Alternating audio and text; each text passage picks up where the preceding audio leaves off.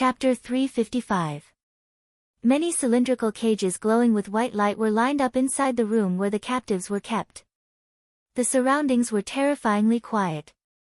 Therefore, the soft sounds of the soldiers inside the cages hammering the walls of the cages were exceptionally clear.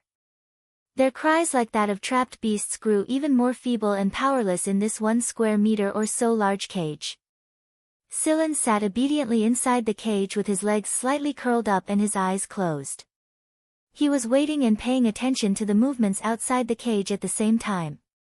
He couldn't see the outside from inside the cage, but Silen could sense the movements outside through the minute vibrations and the changes in machine language. Although he couldn't understand the situation outside without looking like Cheto and Huimao could, it was absolutely possible for him to get a general idea. For example, when a researcher came over to inspect the situation, Silen would be able to sense them. Silen could sense how long the researchers stayed in front of the cage for, how long they stayed in front of the cage, what route they were patrolling, and so on. Other than storing his stamina and sensing the situation outside, Silen was also counting the time in his mind.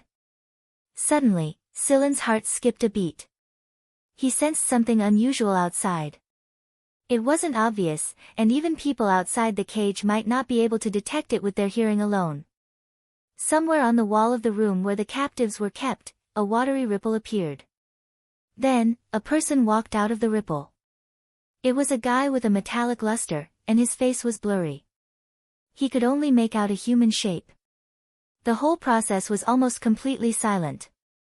There were only a few shallow ripples where his body came into contact with the wall. Silen didn't know what the newcomer looked like, but the feeling the newcomer gave off reminded Silen of a person he met in the prison of Sector S Mist? Or Wuxia's. Regardless of which side they were from, Silen was pretty surprised right now. As the two top assassin organizations in the League of Stars, be it Mist or Wuxia, their every move was thought-provoking. This was especially true on this planet that belonged to Miracle and had built quite a few large experimental bases. What were they here for? A person, or a drug? The Miracle Company was most famous for their genetic medicine, but if they wanted to find genetic medicine, they didn't have to come to this place where the captives were held, right? Silen kept his head down and maintained his previous posture. From the outside, he looked like a sleeping person. The visitor did not pay any attention to Silen. After scanning the room, he stepped into the wall again. The ripples disappeared, and everything returned to how it was before. It was as if no one had ever been here. Although there were no researchers in the room, there were several monitoring devices that could clearly see what was going on in the room. Since that person could walk out of the wall so brazenly, he definitely wasn't afraid of being discovered by the surveillance camera. In other words, the surveillance camera had been activated, so he definitely had accomplices, possibly even several. Things were getting complicated. However, this was not necessarily a bad thing. At least they could directly push the blame for what happened next. Time slowly passed, and the researchers at the base continued with their work as usual. In another base that was slightly further away from the research base that Silen was in, two researchers were chatting in the break room during their free time, complaining about the experiments that kept failing recently. It's still not working. The stability can't be improved no matter what, and the side effects are too great. In just one afternoon, we have already failed more than 20 cases, and the people above are still pressuring us. It's so tiring, so annoying, one of the researchers complained. They did not come to this place to conduct research completely out of their own free will. They were only standing here because of the coercion and bribery of the Miracle Company. At first, they were also quite surprised. After all, the people used as test subjects here were all soldiers, and some of them had quite high military ranks. Relatively speaking, these people had strong physical fitness, so they were all very good test subjects. If this was in the past, these few small researchers would not have dared to experiment on these soldiers and officers. They could not afford the revenge of the League of Stars army. But now, the situation was different, and they were used to it. Listening to this person's complaints, the other researcher sitting beside him nodded in agreement. That's right. We have also failed quite a lot over there. Although the first batch of experimental subjects were still considered successful, the success rate for further strengthening is generally not high. Human genes also have their limits. Even if they have been modified, this limit cannot be ignored. I don't agree with this. Our modification is to break through the limits of the original genes. Otherwise, why would it be called modification? Also. Then there was silence. Continue, I'm listening. The researcher who was drinking water with his head lowered and listening to the other person's reasons for disagreeing realized that the person beside him was not saying anything after a while. He turned his head to look at the person beside him and realized that the other person was looking at him in horror. What's wrong? Your face. That person jumped away abruptly and pointed a trembling finger at the person holding the cup. My face? That researcher put down the cup and raised his hand to touch his face. This time, he also exclaimed in shock. He did not see what exactly happened to his face, but he saw that brown spots gradually appeared on his raised hand. He hurriedly rolled up his sleeves and realized that his entire arm was in the same condition. Needless to say, brown spots must have appeared on his face as well. You have it on your body too, the person covered in brown spots shouted at his colleague who was about to rush out. Indeed, the other person's symptoms had only appeared 2 minutes later, but like the former, brown spots had begun to appear on his body. This was not the kind of color spots that appeared on the bodies of the elderly. The spots on their bodies, big and small, were all oval in shape. Moreover, the subcutaneous nerves where the spots appeared seemed to have already died and could not be felt. Even if a knife were to be slid on those spots, the person would not feel any pain. Was this a virus infection? Or was it the effect of drugs? They did not know. The laboratory's virus defense system did not give any warning, and they themselves had not come into contact with any drugs that could cause such symptoms. Fear. The sudden fear was rapid and intense. People who were engaged in biochemical experiments had a natural sense of panic when faced with such a situation. They had seen all kinds of changes that happened to their test subjects. Therefore, in order to prevent themselves from being infected with something bad, they were very careful about self-protection. Moreover, the biochemical laboratory on this planet base had all kinds of protection and disinfection facilities. After working here for more than 2 years, there had not been any cases of infection. Other than a few researchers who were injured by failed test subjects, the others had always been fine. But, what was going on now?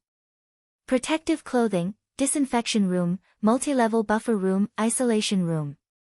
All of these should not be a problem. Could it be the effect of the drug? Before these two people had time to react to what had happened to them, an ear-piercing scream outside the lounge officially swept up the uneasiness of this laboratory. The laboratory was in chaos. In addition to this laboratory, several other laboratories in the base were experiencing the same situation. Soon, the entire base was filled with people screaming in fear. They were afraid of becoming the same as those test subjects. Such a large-scale situation must have been caused by the spread of the virus. The effect of the drug would not be so fast and affect such a large area. Because most people believed that this was a symptom of a virus infection, they were especially panicked. In fact, if the symptoms were the same as those test subjects, their fear might be less, but the problem was that the symptoms appearing on their bodies were not the same as the test subjects after being forcibly infected by the virus carrier. The unknown was the scariest, because you had no idea where to start to save it. At the same time that the chaos caused by the infection occurred in this experimental base, similar situations began to occur in 2 other bases. News of an unknown virus infection spread, and the other experimental bases on the planet that had not yet found cases were all in a tense state of alert. The base's defense system could not detect this virus, and the disinfection situation in the disinfection room and the buffer room outside the sterile room could not be confirmed. The virus base's response was very fast. They had already set up a special team and began to study this virus. However, Within a few hours, the news that came made the panic escalate again. Several senior researchers in the team had been infected, and the situation of the other team members was pending. This pending was actually just a superficial excuse. Since it was the same research team, it was only a matter of time before the rest of the team became infected. The incubation period of this virus in different people was different. Some people might become infected immediately, while others might wait for 2 to 3 hours. Most importantly, the frequency of its mutation was very high, leaving several senior researchers in the research team at their wits' end. Now everyone only knew that this virus would numb people's nerves.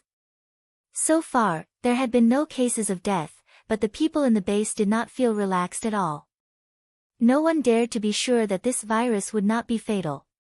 Perhaps this was only the initial stage of the mutation, and it was not life-threatening. Then what next? When the numbness of the surface nerves gradually spread, coupled with the high frequency of the virus's mutation, who could guarantee that it would not become a fierce killer? The base that did not have any cases of virus infection refused to allow outsiders to enter, and the original defense system was upgraded. The people in the base also did not have the mood to do their own things. They preferred to lock themselves in closed rooms, isolated from the outside world, for fear of being infected. They agreed to work here for money, not to lose their lives. When the few bases were in chaos, Huimao, who was squatting in a small corner, looked at the panicking people, calmly stretched, tilted his head, scratched his ears with his hind legs, and shook his fur. He continued to cast the net. Chapter 356. The base where Mo Heng was located. As the general manager of the base, Bishin had been supervising the progress of the base. His project was favored by the higher-ups of Miracle, and they had invested a lot of manpower, material, and financial resources into it. Bishin had also put a lot of effort into it, but the progress so far had not been satisfactory. Compared to the research progress of the other bases on the planet, Bishin's base had not produced much results.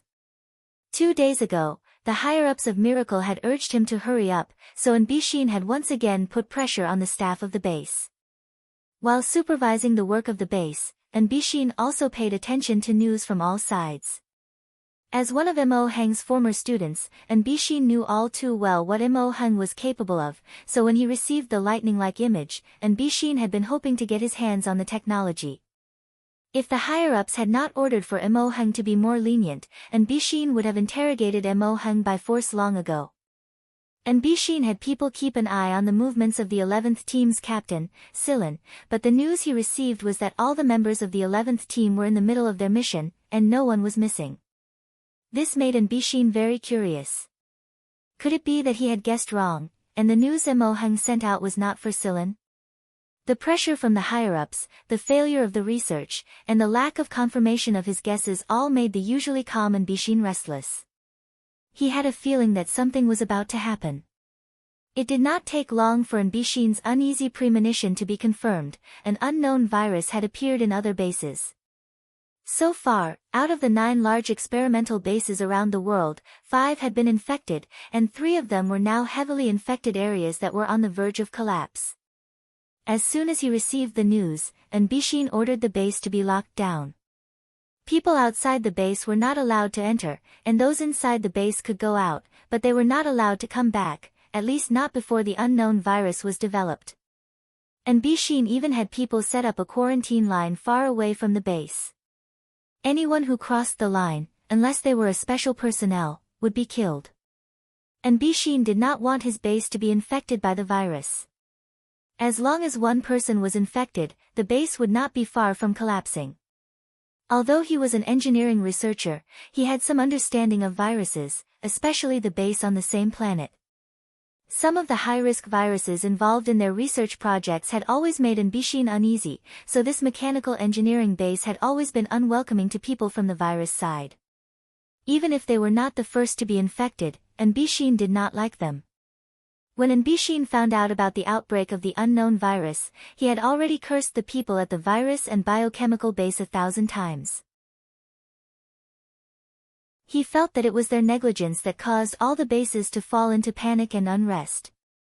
It was not that Mbishin did not suspect that someone was deliberately spreading the virus. He even instinctively suspected that it was Mo Heng's students or someone related to Mo Heng. However, the first case of infection occurred at a biochemical research base. That was one of Miracle's main genetic research projects. The security facilities there were more advanced than the mechanical engineering base, and the outbreak was a viral infection. Mo Heng, who was famous for his mechanical engineering skills, was completely unrelated to that field. In the end, Mbishin could only direct all his dissatisfaction to the person in charge of the biochemical and virus research base. As usual, Mo Heng quietly stayed in his room. When he was bored, he would play with parts and assemble a machine. When he was tired, he would sleep and listen to some tunes. At this moment, Mo Heng was resting on a chair. He had just assembled a machine and was a little tired, so he was about to take a nap. Unexpectedly, just as he was about to fall asleep, Old Man Said, who was also an academician of the League of Stars Academy of Engineering, came over to chat. "Hey, Old Man Mo, how can you still sit still?" Said seemed a little uneasy and panicked. "Why can't I sit still?" Mo Heng raised his eyelids lazily. "You don't know." "Know what?" "You didn't pay attention to the public platform of the base?" Said looked at Mo Heng in disbelief. This was such a big thing. Forget about the public platform, all he had to do was walk out of the room and chat with the research staff outside. How could Mo Heng not know? What the hell was this old man thinking all day? I'm not in the mood to pay attention to it. I'd rather listen to some tunes. Fortunately, he could not sleep anymore. Mo Heng picked up a part and played with it. Said's face was twisted as he told Mo Heng about the virus. Right now, everyone in the base is panicking. They're afraid that a case will appear in this base. If that happens, I'm afraid that all of us will die. Mo Heng was silent for a moment. Is it that serious? I heard that no one has died yet. I don't know if it's true or not, but it's true that this virus is very powerful. Otherwise, the newly formed Special Task Force would not have been able to do anything about it. Instead, they would have died. Said had always been sensitive to viruses. He had experienced something similar before, but the disaster area was not wide. Back then, the League of Stars Academy had quickly developed a special drug to stop the spread of the disaster. However, as an academician of the League of Stars Academy who had a good influence in the academic world, Said knew the hidden story behind that incident. The virus was spread from the laboratory. Therefore, since then, Said had stayed away from the virus laboratory. He did not even want to go to some biochemical laboratories. He just focused on his mechanical engineering projects. Hearing Said's words, Mo Heng stopped playing with the parts and asked again, "What are the researchers going to do outside?" Said sighed. At first, Mbishin allowed someone else to go out because some researchers felt that it was not safe to stay in the base. If anyone was infected, everyone would be in trouble. After all, this virus was too fierce. It spread so fast that it caught everyone off guard. But later, more and more people wanted to go out. And Mbishin stopped letting them go. Who would continue working on the project if they were all released? Bullshit. Who would be able to calm down and work at a time like this? Mo Heng snorted. However, it's not necessarily a good idea to go out of the base. If the virus really spreads as fast as you said, there must be a lot of pathogens in the air. Isn't it suicide to go out? There are some advanced protective and disinfection facilities in the base, but they won't be available if they go out. That's true, but many people want to leave here directly. If they leave, they won't have to face the virus. Unfortunately, Miracle won't agree. The satellite array outside is already on standby. Anyone who tries to go out will be killed by Wuxia. Including the people in charge of each base. Mo Heng curled his lips. The people of Miracle were indeed ruthless. Then what do you want to do? Mo Heng looked at Said. Said paused. I'm going to close off the outside as well. Food is ready. I want to modify my house. At least if there's a virus outbreak in this base, I can be isolated from the patients. So, I want to ask you, do you want to do the same? If you're going to do that, stock up on food now. Said seemed overly nervous. Mo Hung did not give him an answer. Said did not wait any longer. He said a few words and left in a hurry. Mo Hung lay on the chair and did not move for a long time. He naturally understood what Said was thinking. Many people in the base were probably doing the same. But Mo Hung had his own ideas. As the father of a general, he understood how the higher-ups thought. If this place really fell, and the virus was too powerful, and they could not find a solution in a short period of time, the planet would probably be abandoned. The result of that was the forced destruction of the entire planet, and the planet would be erased from the League of Stars. Even if they hid in their own sanctuary, what would happen? While Mo Hung was thinking of a way to deal with it, Silin, who was locked in the white cage, was also calculating the time to act. The first case of infection had just been discovered in the base where Silin was imprisoned. After that, more and more infected people appeared one after another. The people in the base, who were already nervous, were like a flock of frightened birds when the first infected appeared. The once orderly base was now in chaos.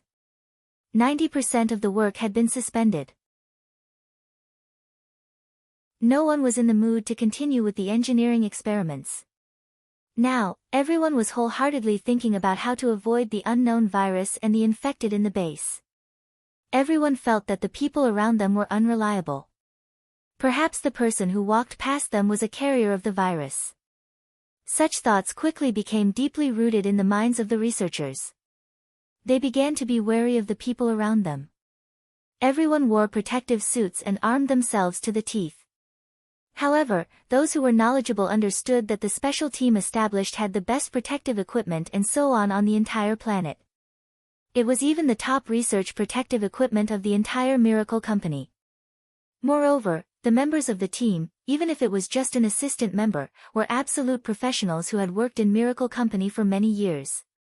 How could they be careless? Their isolation suits were not good enough. Their disinfection equipment was not advanced enough. No. That was definitely not the case. This was what made people afraid and uneasy. Even though they knew that the isolation suits on them might not be effective and that they would be infected sooner or later, people always had a sliver of hope. They would rather deceive themselves than face the cruel reality. The researchers were not in the mood to pay attention, and the guards were all transferred to maintain order in the base.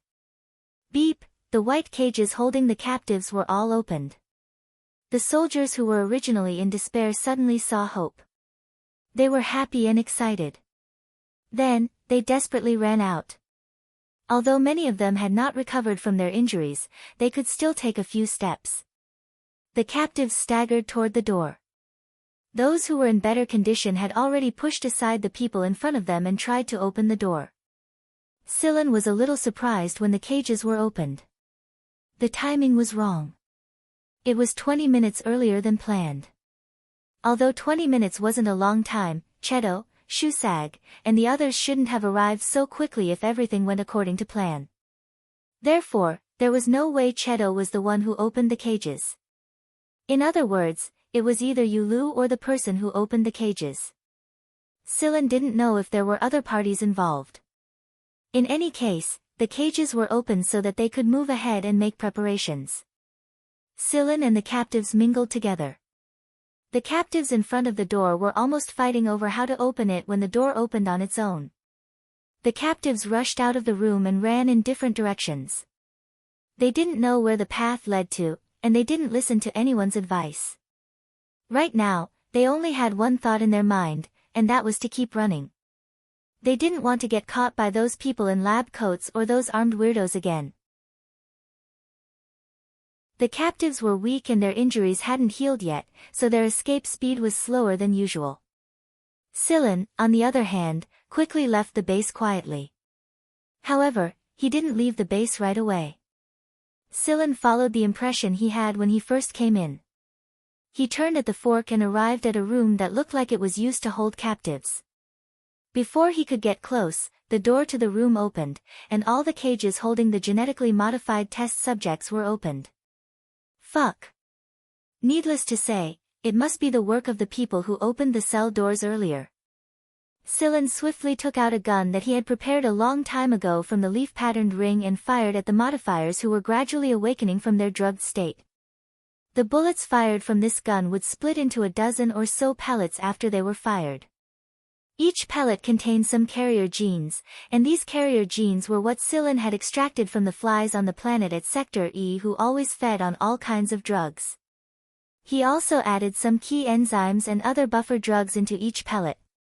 After the pellets were shot into the bodies of the modifiers, they would swiftly take effect due to the metabolic activity of the modifiers and cause them to become resistant to a lot of drugs.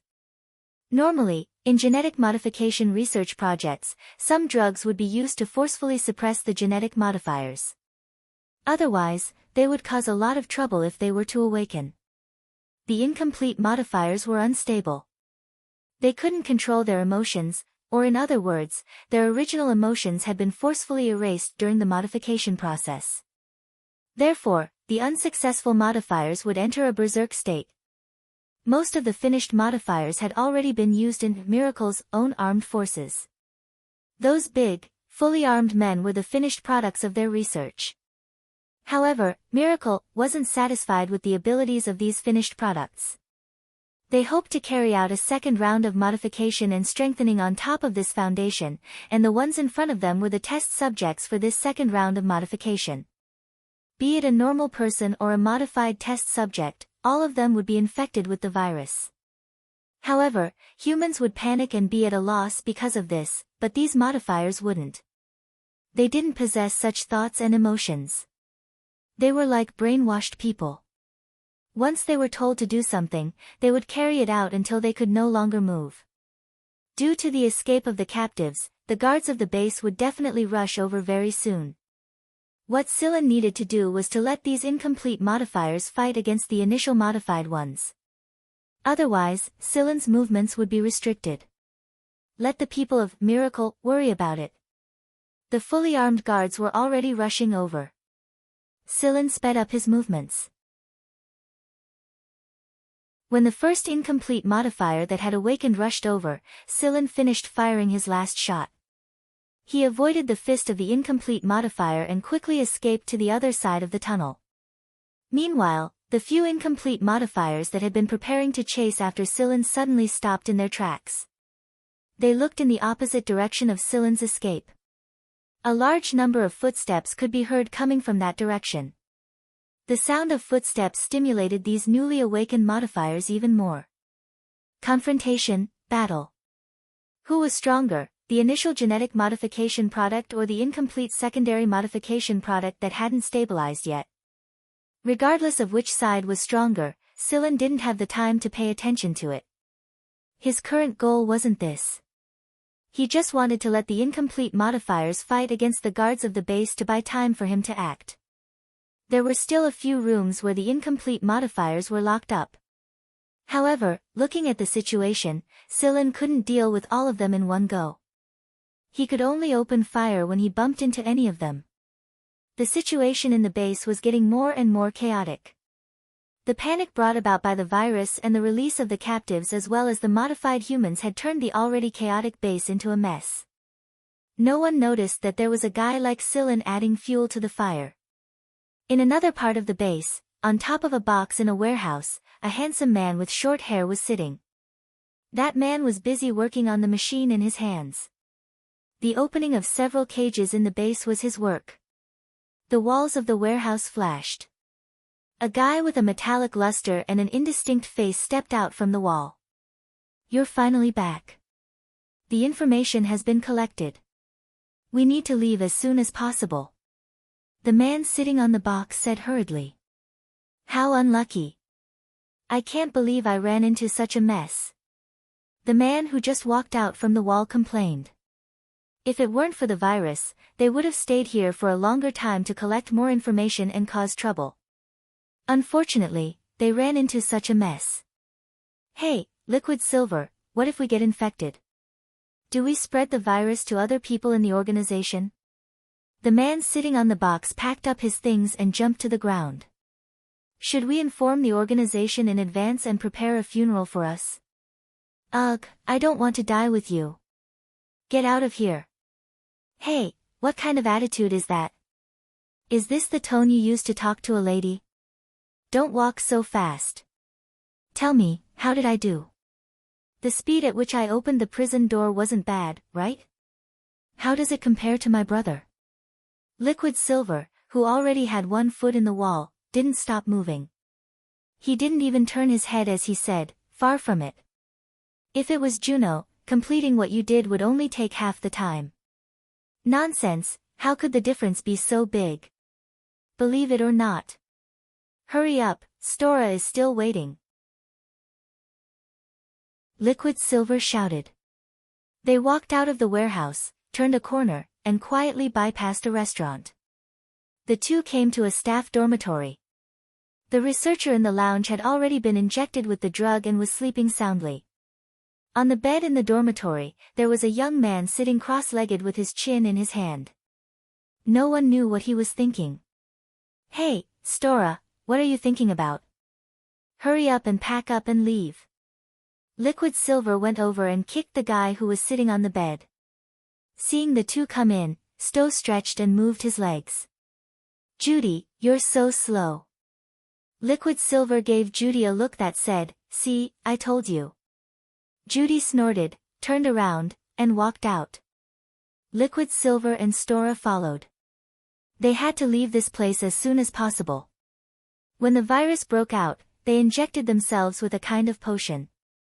This potion would increase their body's resistance to the virus, but they were not sure if it could completely resist it. They could only go back first. There's no one there. I controlled the surveillance and checked. Judy pointed to one of the passages at the fork and said to the other two. The trio quickened their pace and entered the passage.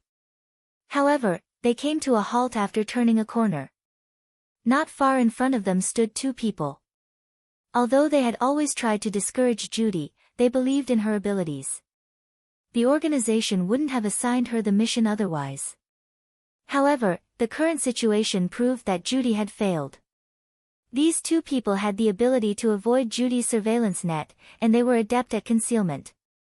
Otherwise, they would have noticed them already. Cheto and Shusag were still in disguise, so they weren't worried about being recorded by the enemy's surveillance system. Opposite them, Shusag was also puzzled. Which side did they belong to? According to Cheto, someone had modified the surveillance system and done something they hadn't gotten the chance to do yet. He wasn't expecting to run into them this soon. The standoff lasted less than 5 seconds before Liquid Silver waved his arm and fired several metal nails at Shusag and Cheto. Then, he flashed into the wall of the passage. Shusag extended a finger, but he didn't use his specialized finger bones. Instead, a metal claw-like glove covered his entire hand and deflected the incoming nails. At the same time, he spun around and grabbed a long spike sticking out of the wall with his other hand. It was Liquid Silver's hand that was attached to the other end of the spike. When Liquid Silver shot out the metal spikes, Judy retreated. She wanted to quickly retreat from the battle and give Liquid Silver and Stora space. Her presence would only limit Liquid Silver and Stora's abilities. This was how they cooperated. While Shusag was dealing with Liquid Silver, Cheto was dodging the flying nails. At the same time, Stola had also moved. Compared to Liquid Silver, Stola was much more quiet at the start. All he did was raise his hand. He simply raised his hand and fired a bullet at Cheto. Cheto blocked his forehead with his hand after dodging the flying nail. The bullet passed through his palm and went between his eyebrows. At the same time, Cheto was hit in 6 other places on his body, including his heart. He had fired 7 bullets in an instant, and every single one of them was deadly. But that wasn't the end. After the bullet pierced through Cheto, the person who was standing not far away from him appeared in front of him in a flash. From behind, it looked like Cheto had been pierced through by a ball of sharp knives. After this successful attack, Stola quickly retreated. At first, he was very confident in his marksmanship, but he suddenly felt that something was wrong with the person in front of him. He couldn't quite put his finger on it, so he followed up with the next hit. His expression was stiff and serious. It was because the man who had been shot 7 times and looked like a hedgehog just now hadn't changed his expression in the slightest. Cheto put down his hand that had been pierced by the bullet and revealed the area between his eyebrows. There were still a couple of other bullet holes and stab wounds on his body, but they were closing up quickly. There was no trace of blood at all. Then, Cheto charged forward at a speed no slower than Stora's. Since the beginning, Stora had been on high alert. When Cheto moved, Cheto spread out a semicircle wall of blades in front of him and protected him behind it. Crack, crack, crack, crack, the sound of metal snapping echoed crisply inside the tunnel. What was different from before was that the blades on the wall seemed to have collided with something harder than them, and they broke immediately. Cheto's fingers turned into claws and almost pierced through the wall. However, Cheto's movement suddenly came to a halt. Ignoring the man in front of him, he retreated back to Shusag's side. Let's go. Shusag didn't want to fight either. He pushed aside the sharp needles and left the tunnel with Cheto. Just now, Cheto had received a message from Silan telling him to move ahead of schedule. Therefore, he didn't waste any more time with these people. After recording their information, Cheto and Shusag left to complete the next part of the operation. After watching Cheto leave, Stola looked at the blade wall he had unfolded. There was a claw mark on it, and the protruding claw mark was only a dozen or so centimeters away from him. Stola was just about to activate a protective shield when he didn't expect Cheto to suddenly stop. Who are they? Are they Azrael's men? Judy asked. As members of Wuxia, they knew their archenemy, the Mist, very well. They knew that the Mist didn't have the 2 people they saw just now. However, they didn't look like they were from the military, especially the guy Stora just fought. He was so powerful and mysterious that the only person Judy could think of was Azrael. Stora shook his head. I don't know. Let's leave first. We'll talk about everything else when we get back, Liquid Silver said to Stora and Judy after he walked out of the wall. Amen. Let's get out of here as soon as possible. Judy adjusted her mentality and followed Liquid Silver. After the trio left, a man walked out of a corner. It was none other than Yulu. Yulu scratched his head as he stared at the tunnel. I didn't think I'd run into Wuxia's men here. But who were the other 2 people? Yulu recognized Swood and his aide, but there was no way that the 2 people he saw just now were the real deal. It would have been hard to tell them apart if they hadn't fought each other. The brief confrontation just now was enough for Yulu to reject the idea that the man was Swood. Yulu stared at the brown spot on his hand and let out a sigh. What an unfortunate year. The base was in a state of panic due to the appearance of one infected person after another. Although the riot had been suppressed by the guards, it couldn't quell the growing panic in people's hearts.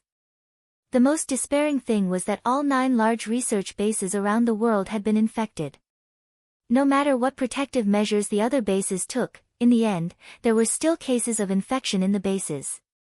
Then, there were rumors that a lot of infected people had lost consciousness. There were also rumors that one of the bases had already lost their consciousness. There were also rumors that brown speck was like a terrifying reminder. What they didn't know was that this was only the beginning of the night.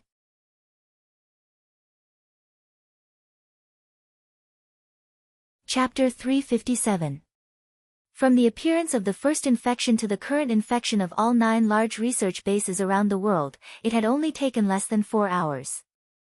In just 4 hours, the unknown virus could spread so quickly. The first batch of people who were infected had almost lost the ability to move. They were like desperate people waiting for death, unable to find a bright way out, unable to see hope. The biggest hope was originally the specialized team formed by the planet's top virus researchers, but now, the entire specialized team had sacrificed themselves. From life to death, it could happen in just a short moment. Now, however, this virus seemed to have prolonged the process of death.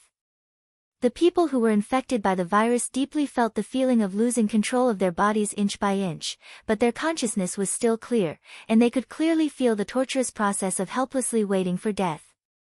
In addition to the 9 large research bases on the planet, there were also problems at the spaceport and the patrol fleet. It was not a virus infection, but the spaceport and the patrol fleet had signal interference, and they could not ask for help from the outside world. In fact, they had been affected by electromagnetic waves 4 hours ago.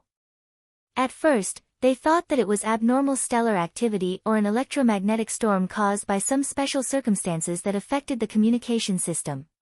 However, with the appearance of the unknown virus on the ground and the fall of the 9 large research bases one after another, the people outside the planet were also anxious. The people in charge of the 9 bases, the captain of the patrol fleet, and the chief administrator of the spaceport were now extremely busy. However, after all, there were a few senior management here. No matter how chaotic it was, they had to try their best to control the situation here. The 9 base leaders controlled the research bases, and the people in space did not allow anyone on the ground to escape from the planet. Even if the 9 people in charge did not say anything, the people in the spaceport and the patrol fleet knew what to do. They were now extremely glad that they were in space and not on the ground.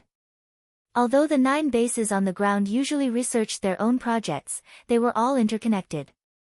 From time to time, there would be aircraft flying between the various bases, and they guessed that this was why all 9 bases were infected.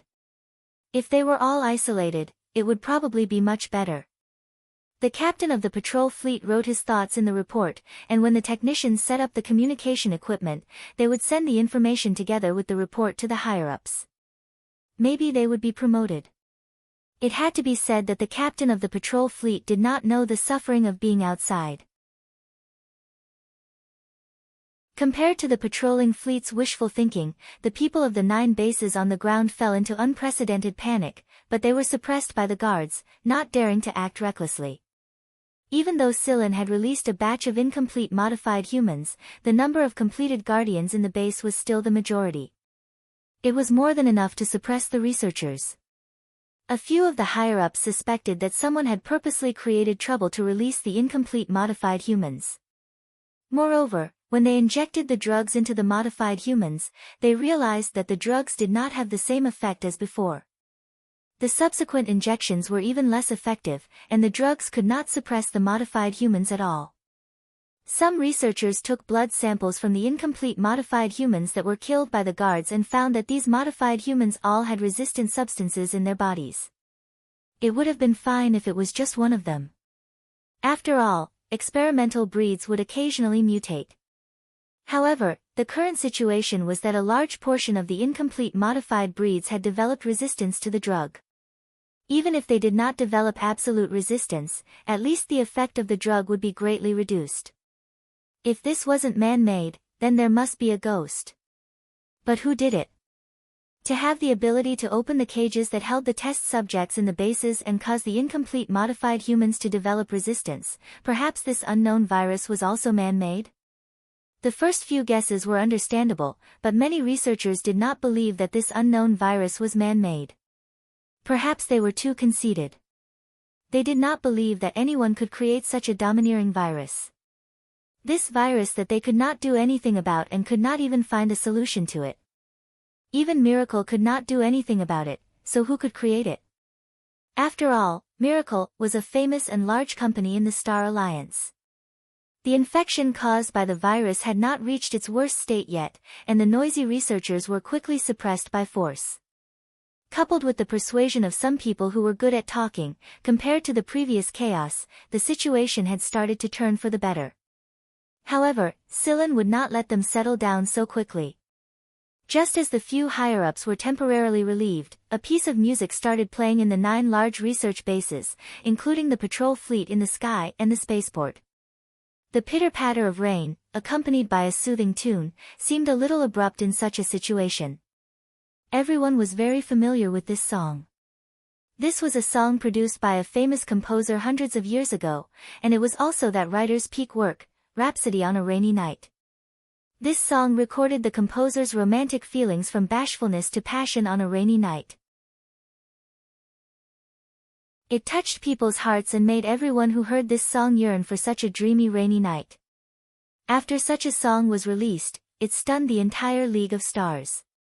At the same time, it also led to a trend of pursuing romance on rainy nights. As one of the few works that had been passed down, Rhapsody on a Rainy Night still maintained its charm.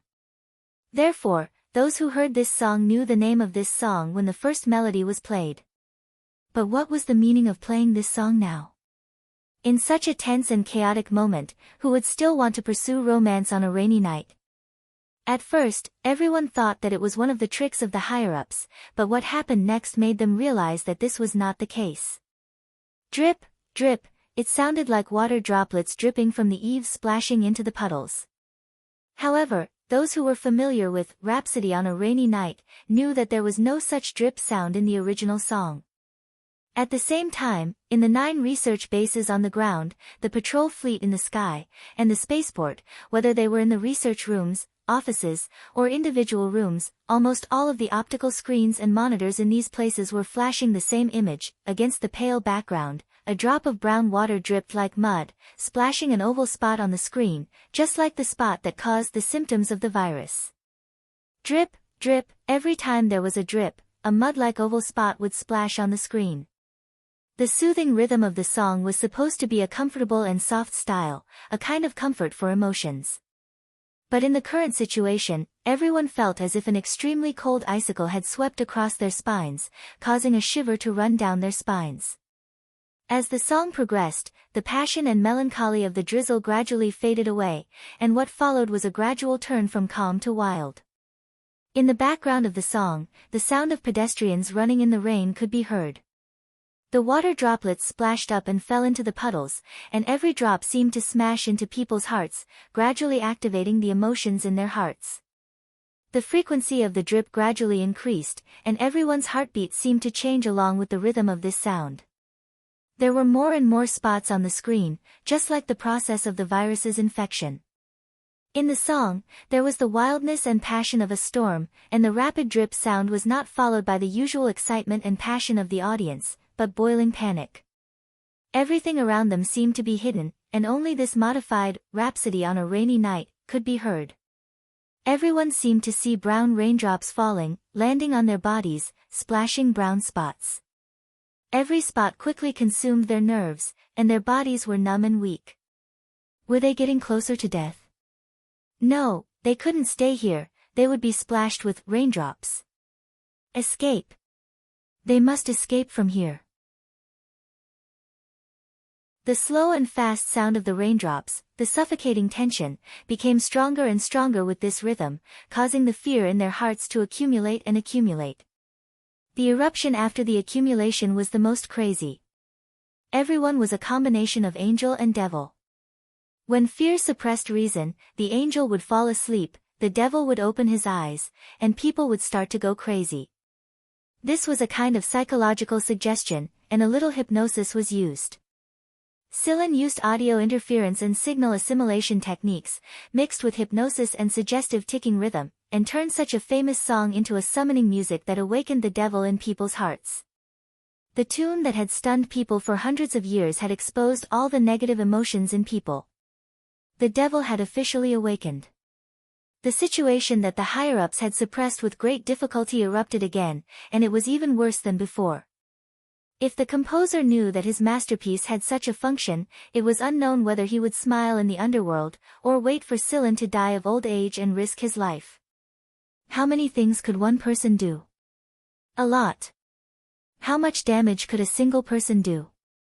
It was impossible to predict. This virus was nothing more than a virus that Celine had copied from the zebra virus's formation and pathogenesis mechanism. Celine had even lowered the threat level of the virus a little because his goal wasn't to massacre everyone with a virus. Miracle Corporation was evil, but there were a lot of innocent people, soldiers, and researchers like Mo Heng who were under house arrest. That was why Celine had held back when he designed this virus. As for the deaths in certain bases, they were caused by internal strife. It had nothing to do with the virus. If Cylon had spread the real zebra virus on this planet, and Cylon hadn't taken out the antidote, the entire population on this planet would probably be wiped out. This planet would become the first place for the zebra virus to spread. Unlike the Mist Bodhisattva Empire, the League of Stars didn't have large and powerful research departments like Black Viper or the RAS. If the virus really did spread like this, it would take a very long time for it to invade all the planets in every sector. That would be a true large-scale massacre. There would be no smoke of war, no shadows of blades, but it would be far more destructive than an army. Virus researchers believed that a single virus could rival an entire League of Stars army. In the past, this was nothing more than a joke because it was just a hypothesis. But if such a day really did come, wouldn't it be the end of the human race? At least for now, Cylon didn't want to be a sinner. But if it was necessary, Cylon didn't mind showing these people the truth. Although the virus looked very domineering and its symptoms were very scary, the truth was that the original virus Cylon had designed could actually die. The time of death would vary depending on the host's physique, but it would never be less than 24 hours. 4 hours had passed, and there were 20 hours left. 20 hours was more than enough.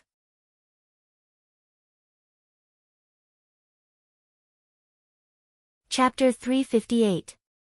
In a certain place outside of the base.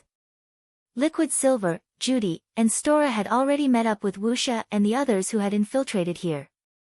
However, right now, these people were all abnormally silent. On the microcomputer screen in Judy's hand, brown specks dripped down like rainwater, accompanied by the increasingly passionate Rhapsody on a Rainy Night.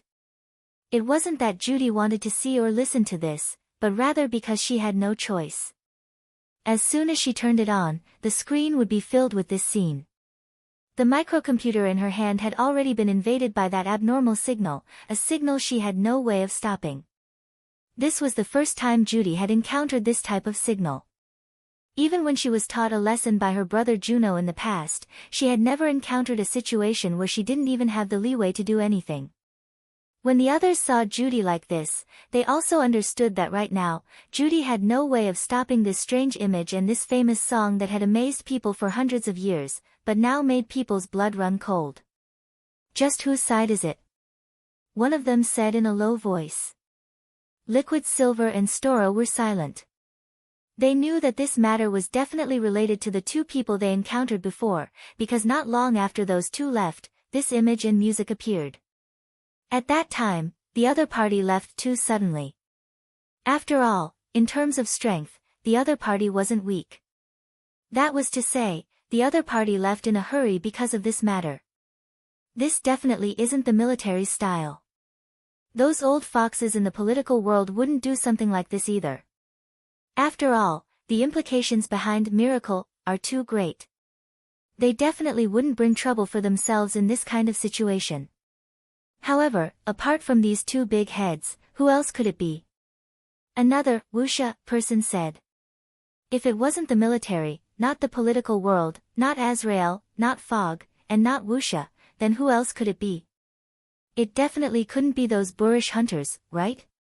No matter who it was, after today, those who experienced everything, especially those who were infected by the virus, if they could safely escape this disaster, when they heard Rhapsody on a Rainy Night, in the future, their mood would definitely be completely different from before. Today's situation gave them a psychological hint. Moreover, rainy days would also form a psychological shadow. The sound of the raindrops would remind them of this terrifying experience. Such a shadow would also affect them for a long time. Alright, don't worry about that. No matter who it is, our priority now is to leave this place. Otherwise, we don't need to go back. We'll just stay here and feed the virus. One of Wuxia's men said as he patted Judy, who was staring at the holographic screen. Liquid Silver turned off Judy's microcomputer. Let's go. Juno isn't the only top player in the League of Stars. The League of Stars is so big, and there are many capable experts. It's just that some people are more low-key than Juno. If Juno was the one who set up the base's defense, perhaps this wouldn't have happened, Stora said. Back then, Juno had given an obsolete work to someone from Miracle, and they didn't continue working together after that. When the base was first established, they wanted Juno's help. However, Juno rejected them. Azrael's attitude had always been subtle, and no one could guess what they were thinking. Judy didn't say anything. She didn't refute or agree with Liquid Silver and Stora's words. Maybe Liquid Silver and the others didn't know much, but Judy knew that this abnormal signal alone was far beyond her ability to analyze. In fact, she couldn't even analyze the signal further. She couldn't copy it, so she could only watch obediently. Even if Juno herself was here, she might not be able to intercept it. While Judy and the others were puzzling over this abnormal signal, Hui Mao was crouching on top of a building in the base where Mo Hung was imprisoned. He was looking down at the ground and everything inside the base. He and Cheto had deactivated the defense network of the 9 bases. Right now, the chaos caused by Rhapsody on a Rainy Night was slowly heating up. A lot of infected people had already rushed out of the bases in an attempt to escape.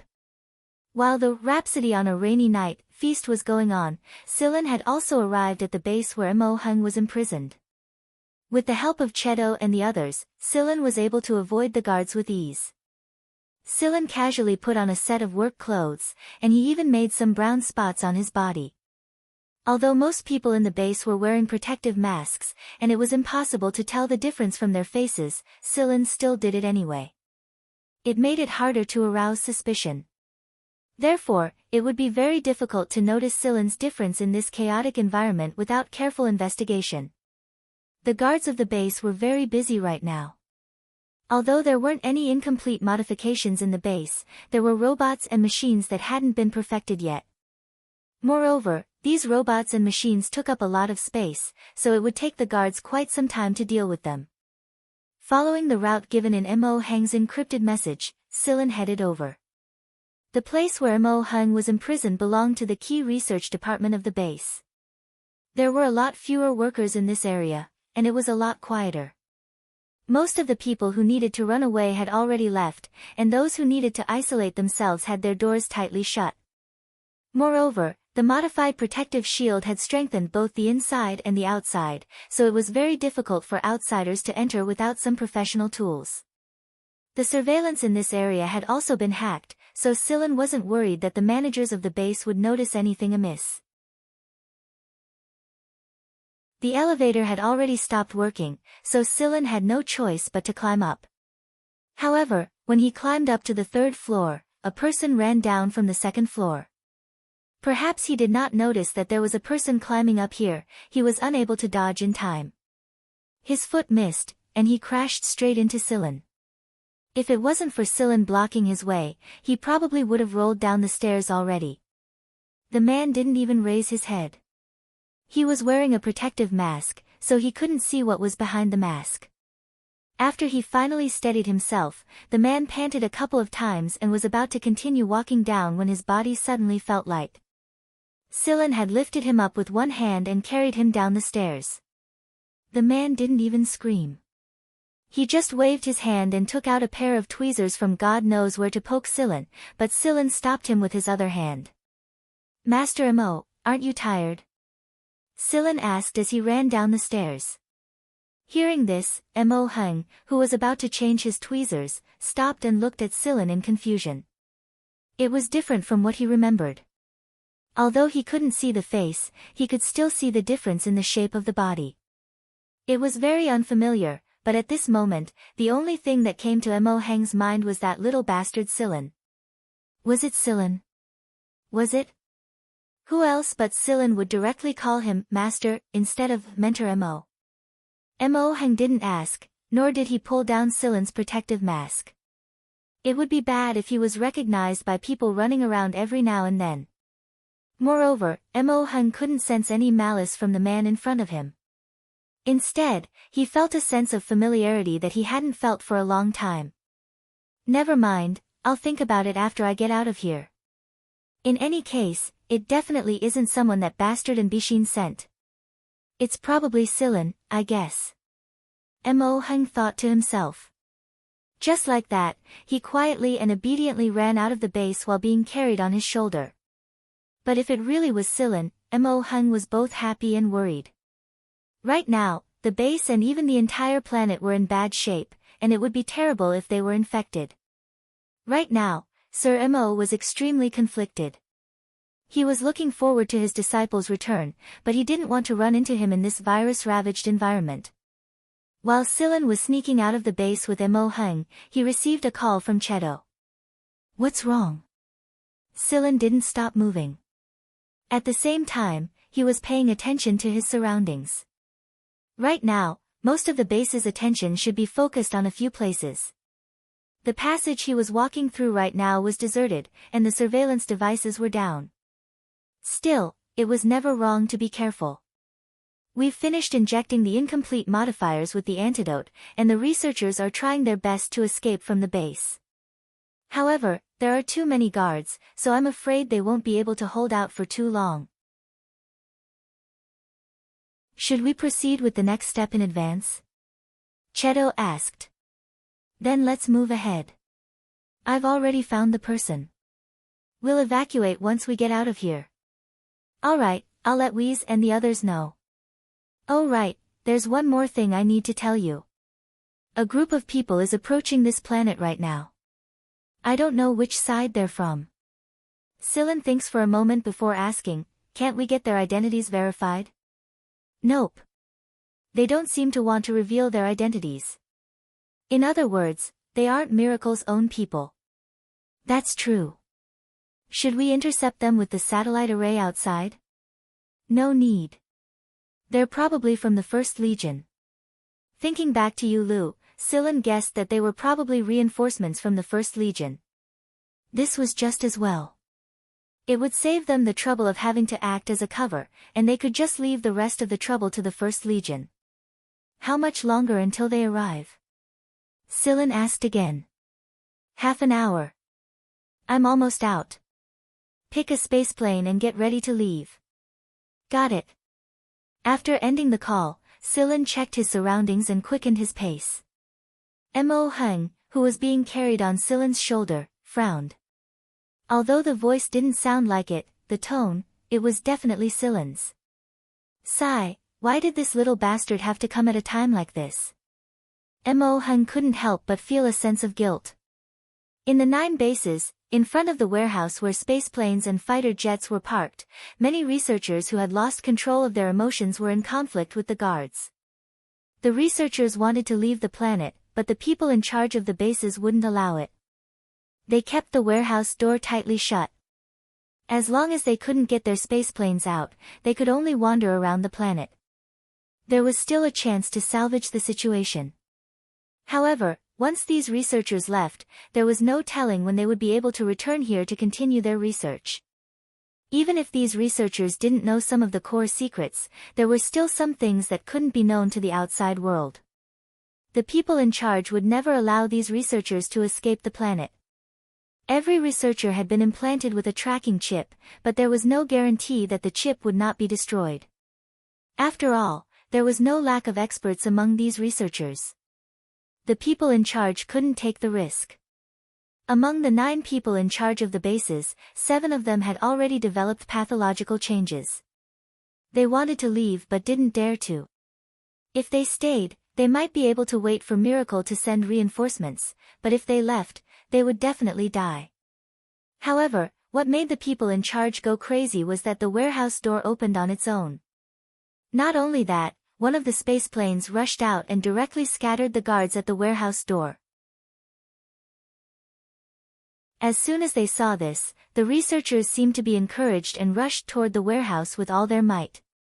Some of the more agile ones had already opened the hatch of the spaceplane. In a place where no one was paying attention, a gray shadow flashed and quickly disappeared. Following that, similar situations happened in the other basic bases. Fighter jets and spaceplanes took off from the various bases. Stop them. At all costs. The person in charge shouted at the communicator that was connected to the patrol team and the people in the spaceport. What the person in charge meant was that they couldn't let these researchers escape the planet even if they had to blow all of them to smithereens in the end. However, the person in charge didn't get a response from the patrol team and the spaceport for a long time. The communicator could not be connected. At this moment, in the sky, be it the people from the patrol fleet or the people from the spaceport, they were also in a lot of trouble. Their instruments were being interfered with to varying degrees, and they were unable to control the satellite array to activate its attack mode. Most importantly, they knew that someone was approaching the planet, and it wasn't Miracle's people. When Silen and Mo Hung walked out of the base, Shu Sag happened to be flying a spaceplane toward them. He opened the hatch at the bottom of the spaceplane, and Silen ran a couple of steps and jumped onto it. Cheto and Hui Mao were already safely inside the spaceplane. Hui Mao was crouching on top of a box at the cabin door, staring at Mo Hung while wagging his tail leisurely. After entering the spaceplane, Silen removed the protective cover on his face and took off his work uniform. After removing his protective mask, Mo Hung stared at Silen for a moment before shooting a glance at the familiar cat next to him. Then, he reached out and pinched Silen's face hard twice. "You've changed again, you little bastard. How did you know it was me? I didn't make a sound when we bumped into each other. How did this kid recognize me the moment we bumped into each other?" The corner of Silen's mouth twitched. His face was pinched so hard that it looked a little deformed. "It feels like you. You don't need to make a sound. I can recognize you as soon as you move." Mo Hung nodded in satisfaction. But at the same time, he was very worried about the brown spots on Silen's face. He wanted to bring Silen to a few of his old friends who were in the field of virus research and medicine and see if they could do their best to treat it. He only had one precious disciple that he was satisfied with, and if something really happened to him because he tried to save him, Mo Hung would blame himself forever. Noticing Mo Hung's worry, Silen said, "Don't worry, it's not fatal." Mo Hung's sad thoughts came to an abrupt halt. Then, he looked at Silen for 2 seconds strangely and asked, "You're the one who created the virus?" Silen nodded. "Who did it?" "Me." Mo Hung sat there and massaged his legs to catch his breath. He glanced at Silen, then massaged his legs to catch his breath, and then glanced at Silen again. After repeating this a few times, Mo Hung reached out with both hands to grab Silen's face. "Tell me, why are you so popular?" Silen, looking at the old man, he was more than happy. "Weren't you locked up? How did you get out?" Silen asked. Mo Hung let go of Silen's face and sat down again. He said slowly and proudly, "Give me a box of tools and I can dismantle this base. Do you believe me?" "Yes, of course I do." Silen had heard a lot of gossip about Mo Hung. When he was young, Mo Hung had done things like breaking into cars, doors, and aircraft. Especially after being bullied, he would not say anything in front of others, but would secretly kill them behind their backs. He would often tamper with other people's aircraft or household machinery. Otherwise, those who knew Mo Hung well wouldn't have called him a senior academic ruffian. The people at the base shouldn't have left Mo Hung his toolbox if they wanted to lock him up. Silen told Mo Hung to rest for a while and wake him up if something came up.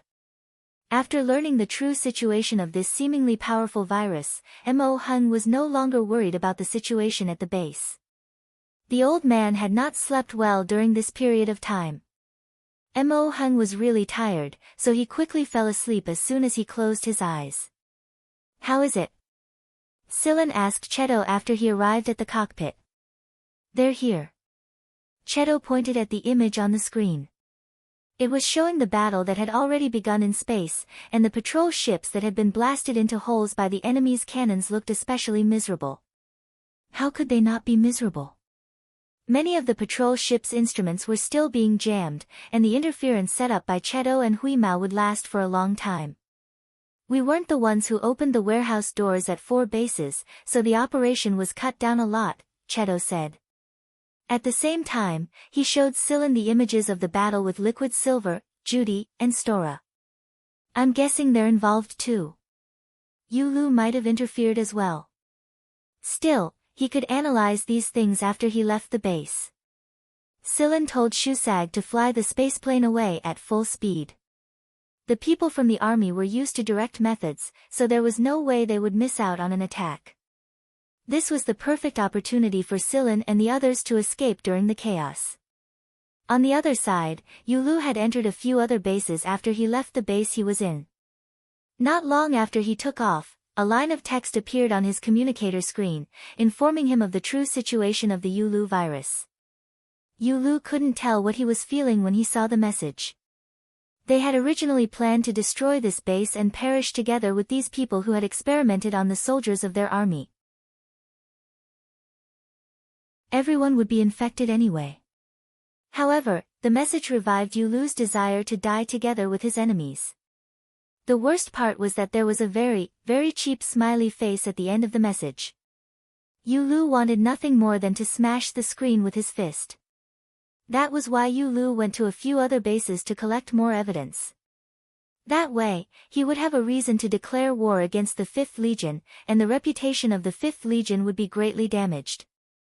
Although Yulu's illness wasn't enough to render him immobile, he was seriously tired after all this action.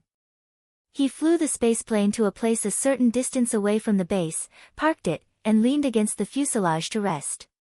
The morning light finally appeared. Yulu covered his face and smiled as he looked at the sky growing brighter and brighter. Then, he looked at the fading spots on his body and covered his face with a hand.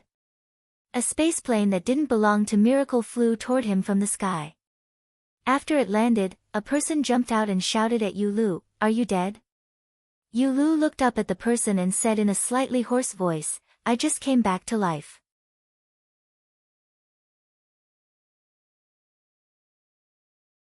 Chapter 359. Feng Haichao sat down next to Yulu when he saw the listless and miserable-looking Yulu covered in brown spots that looked like mud prints. He passed Yulu a cigarette and lit one himself. "You're looking for trouble, aren't you?" Feng Haichao teased. Yulu flicked his cigarette. "It's all right.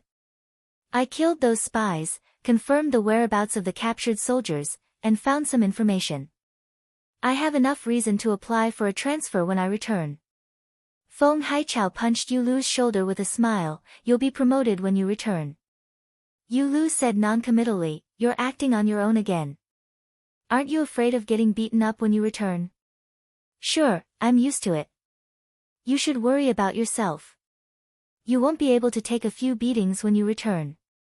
But we won't be the ones getting beaten up this time." Feng Haichao pointed at another fighter flying in their direction and said, "That guy is here too. He's the one who organized this operation." "Knight? Even the 3rd Corps is here." Although there were no obvious insignias on the fighter, the person who could organize such an operation and make Feng Haichao mention it in such a tone was undoubtedly Knight. Not only that, the 4th and 7th Corps are here too. Feng Haichao appeared very happy at the mention of this. Yulu and Feng Haichao were in the 1st Corps, the 3rd Corps led by Knight and the Fiegler family, the 4th Corps led by the G family, and the 7th Corps of the CI family could be considered allies now. Knight proposed to form a special operation team, but Yulu wasn't around when he went looking for him. In the end, they found out that he might have been captured. Others might not know what Miracle had done to the captives, but Knight definitely knew. He immediately summoned a group of people to kill them. It was impossible for the higher-ups of the 3rd Corps to not know of Knight's private actions. In other words, they had tacitly approved and were protecting him from behind. "Oh right, what's with these spots on your body?" Feng Haichao pointed at the brown spots on Yulu's face and hands. The spots were starting to fade, but could still be seen clearly. "They're caused by a virus," Yulu said quietly. Cough cough. Feng Haichao choked on his cigarette when he heard Yulu say virus. He coughed a few times before he recovered. "Virus? What virus?" "Miracle was created by those perverts." "Are you really going to die soon?" "It's not Miracle's fault." "Didn't you notice that Miracle's people were infected as well?" Feng Haichao did not say anything. He really did not notice. Many of the people he saw were wrapped from head to toe, as if they were in a biochemical laboratory. Feng Haichao did not pay attention to those who were not wearing protective clothing. Don't worry, it's fine. It'll be over in a few hours. It's just a prank. A prank? Who would make such a thing to scare people? This isn't just scaring people. Since that person can create this kind of virus, he can definitely create a real deadly virus. Yu Lu told Feng Haichao about some of the things that happened before. So fierce? Which side are they from? Feng Haichao frowned. If that person really had the ability to create such an extremely lethal virus, wouldn't a large number of people die if it was spread? Even miracles people couldn't do anything about it, so amateurs like them would be even more clueless. War was fine, but against those invisible viruses. Feng Haichao looked at the spots on Yu Lu's body and thought of the scene where Rhapsody on a Rainy Night was playing. He shuddered. Another fighter plane landed here. Knight, who was wearing an old military uniform without any army insignia, jumped out and looked at Yu Lu. What's wrong with your face? I got infected. Feng Haichao told Knight about Yu Lu's explanation just now. Knowing that the virus was not life-threatening, Knight was relieved. He took the cigarette from Feng Haichao and sat down to listen to Yu Lu's recount of what happened earlier. Yu Lu took a puff and sighed. I'm a sharpshooter, but I don't have the ability to shoot viruses. No matter how good my marksmanship is, I'll still get infected. Knight did not know what was on his mind, but he remained silent. Yu Lu, this reminds me of something I've heard before. Feng Haichao put out his cigarette. Do you remember how that skeleton king died? It had been a few years since that incident. Yu Lu thought for a moment and replied, the secret case's explanation was parasites. I'm just not sure what happened. I've heard of this before. It seems like, that's enough. Knight interrupted Feng Haichao's words and said, someone will specially investigate this matter. What he meant was, don't think about it anymore. When Feng Haichao and Yu Lu heard Knight's words, they understood in their hearts that there must be some connection. Knight knew something but did not want to say it. Who was he trying to protect? After Feng Haichao took off with Yu Lu in the fighter plane, Knight turned on his communicator. Have you found Mo Heng? No, the door over there was pried open. It was done very skillfully. It should be old Mo's doing. However, all the surveillance cameras around there have been tampered with. There's no record of it at all. There's no sign of old Mo around the base. Continue with the original plan. Yes. It was only after the communication was cut off that Knight flew away. The fighters and spaceplanes in the sky began to bombard the base. This time, they were really going all out. On the other hand, Silin and the others took the opportunity to fly out of the planet and head towards the prearranged route while the group of people were fighting the patrolling fleets around the planet. Shi Huajing's men would be there to receive them.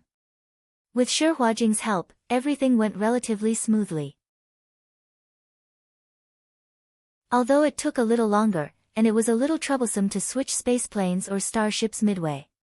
In the end, Silin returned to Sector A. He would leave through Sector A later. This way, he could deceive the public. Shi Huajing was capable. Now that Jiu Sun was no longer complaining about leaving, and had even asked Shi Huajing to move his things over, he was ready to help Shi Huajing. With Jiu Sun's abilities, he could be of great help to Shi Huajing. Therefore, when Silin saw Shi Huajing again, the guy looked like he was in a good mood. People with a master watching over them were different. It looks like everything is going well. Old Mo looks good and energetic. Shi Huajing glanced at Mo Heng who was harassing Hui Mao tirelessly and said to Silin. On the other side, Mo Heng was fiddling with the long hair on Hui Mao's ear with a thin blade of grass he pulled out of nowhere. Hui Mao ignored him, curled into a ball and continued to catch up on his sleep. His ears flicked away the grass, and he didn't even bother to open his eyes. Silin shot a glance at the other side, but didn't say anything. One had just woken up, and the other had just fallen asleep. That's what they looked like. Do you know these three people? Silin showed Shi Huajing the images of Liquid Silver and the others. I have a slight impression of them. Give me a moment, I'll go look into them. Shi Huajing contacted a couple of people and went to investigate. 5 minutes later, Shi Huajing passed assorted information to Silin. I didn't think that Wuxia would target that place. Did they take anything? As far as I know, there shouldn't be any special results from that base at this stage. I'm not sure about that. Silin stared at the information in his hand and pondered the purpose of Wuxia, especially Judy's introduction. Azrael's member Juno's sister. He had never heard of Azrael and Wuxia being close. There were even rumors that the two had clashed before. Those people do whatever they want. Judy and Juno may be brother and sister, but that doesn't mean they have a good relationship. Or maybe the relationship between Azrael and Wuxia isn't as bad as people say. Shi Huajing said. After returning to the Shi family, he had seen a lot of people and things, especially Sector A, which was full of politics and power struggles. Naturally, he could understand more.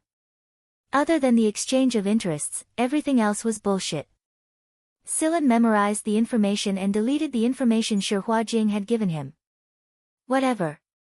I'll leave as soon as possible. I've already made the necessary arrangements. You can depart tomorrow. Amen. Oh right, Miracle's base may not be over so soon. You should make some preparations in advance. Silin said. You mean the military's investigation? More than that. At most, the military will push the blame onto a civil war between their core or Wuxia. Then you mean, watch out for the media. Shi Huajing narrowed his eyes. Right now, the media only cared about self-preservation and didn't want to offend anyone. Who would have the guts to expose Miracle? Doing so would offend several parties at once. Alright, I'll remember that. Shi Huajing knew that Silin must have his reasons for saying this. At the same time, he was reminding himself that he could use the upcoming events to make some preparations if necessary. After staying at the place Shi Huajing arranged for a night, Silin and his men left Sector A with Shi Huajing's help. Other than Shi Huajing and a very few people, no one knew that the captain of Vanguard's 11th squad had slipped into Sector C and caused such a ruckus. Many of the big shots behind Miracle's base had received the news, but until now, no one had found the culprit.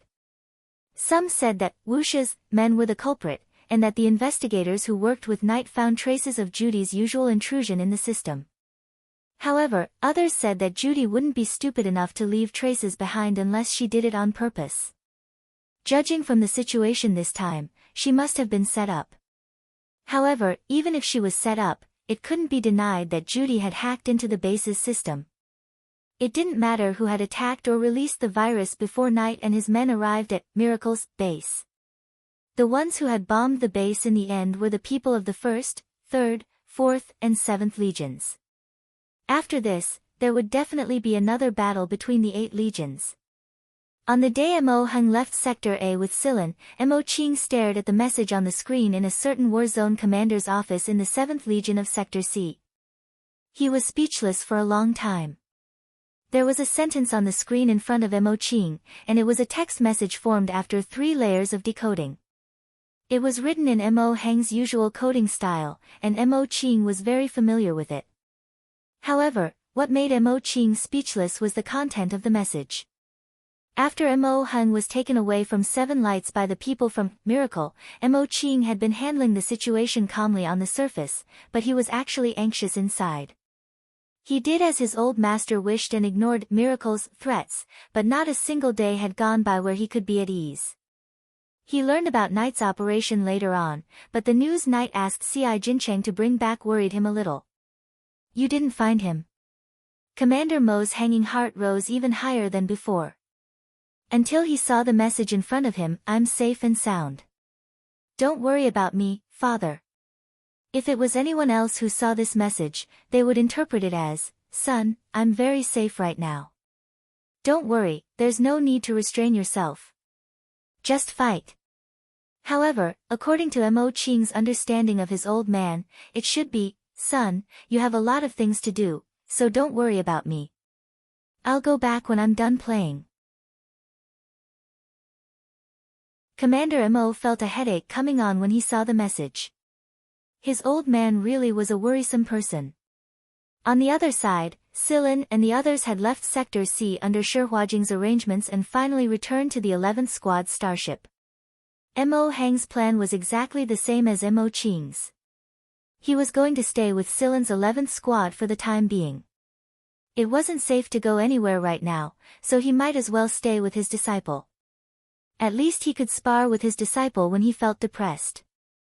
On the day Silin met up with the 11th Squad, a third of the League of Stars' contribution points and above reported the same thing: Miracle Corporation was using captured soldiers for research.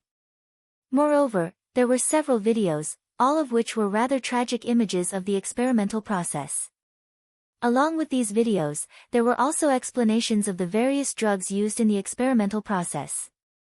Some of them would cause toxic side effects, some would directly kill your nerves, and every single one of the videos was enough to make people shudder in fear. For a time, many people didn't dare to buy Miracle Corporation's drugs carelessly. It was true that increasing one's genetic rank was important, but their lives were even more important. Moreover, the videos had a very strong psychological effect on a lot of people, and they couldn't help but think that they would turn into those experimental soldiers if they used Miracle Corporation's drugs. The Corps and some political groups that supported Miracle were currently under a lot of pressure. This matter had already affected the emotions of the soldiers, especially the reputation of the 5th Corps. They were being scolded quite a bit. The Corps' soldiers were all from different sectors, and if they wanted to strengthen their corps, they had to recruit new soldiers from other sectors. However, the people from other sectors had a terrible impression of the 5th Legion right now. What was the point of a corps that didn't even treat its soldiers like human beings? Before the division, the 8 corps shared a single name: the League of Stars Army. Therefore, they were once comrades, and now that they were willing to use their former comrades for their inhumane experiments, there was no telling if they would do the same to their own soldiers in the future. Who would be willing to do that? Shihua looked at the media reports and felt that it was quite interesting. Although the media claimed that they weren't the ones who reported it, it was the truth. It was pointless even if they cried injustice. Other than Judy, Silin and the others were involved in the hacking of the media as well. Some of the analysis data was even added by Silin himself, adding fuel to the fire from behind the scenes. The 1st Legion and the 2 Corps that Knight and C.I. Jinchang were in were definitely doing something as well. They were more than happy to attack the 5th Legion.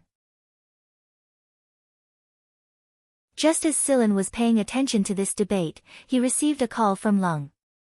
"You're the one who did this, aren't you?" Lung asked directly the moment the call connected. "Not entirely." Silin didn't deny it. Lung had a hand in this media incident as well. For example, Unlimited and Lavish, which had more than 80 contribution points, and Stars of Tomorrow and Prospect, which had more than 60 contribution points, were probably Lung's handiwork. "Hey, Silin, are you busy lately?" Lung asked. "What is it? Is something the matter?" "There's something I want to talk to you about. I want to see if you're interested." "What is it?" "I'm planning to visit Ocean Paradise." Ocean Paradise wasn't as beautiful as its name sounded. Ocean Paradise was one of the famous danger zones in the League of Stars. It was a gigantic planet, and the planet was completely covered in the sea. Ocean Paradise's sea bred many large wild beasts, and the planet had a strange magnetic field.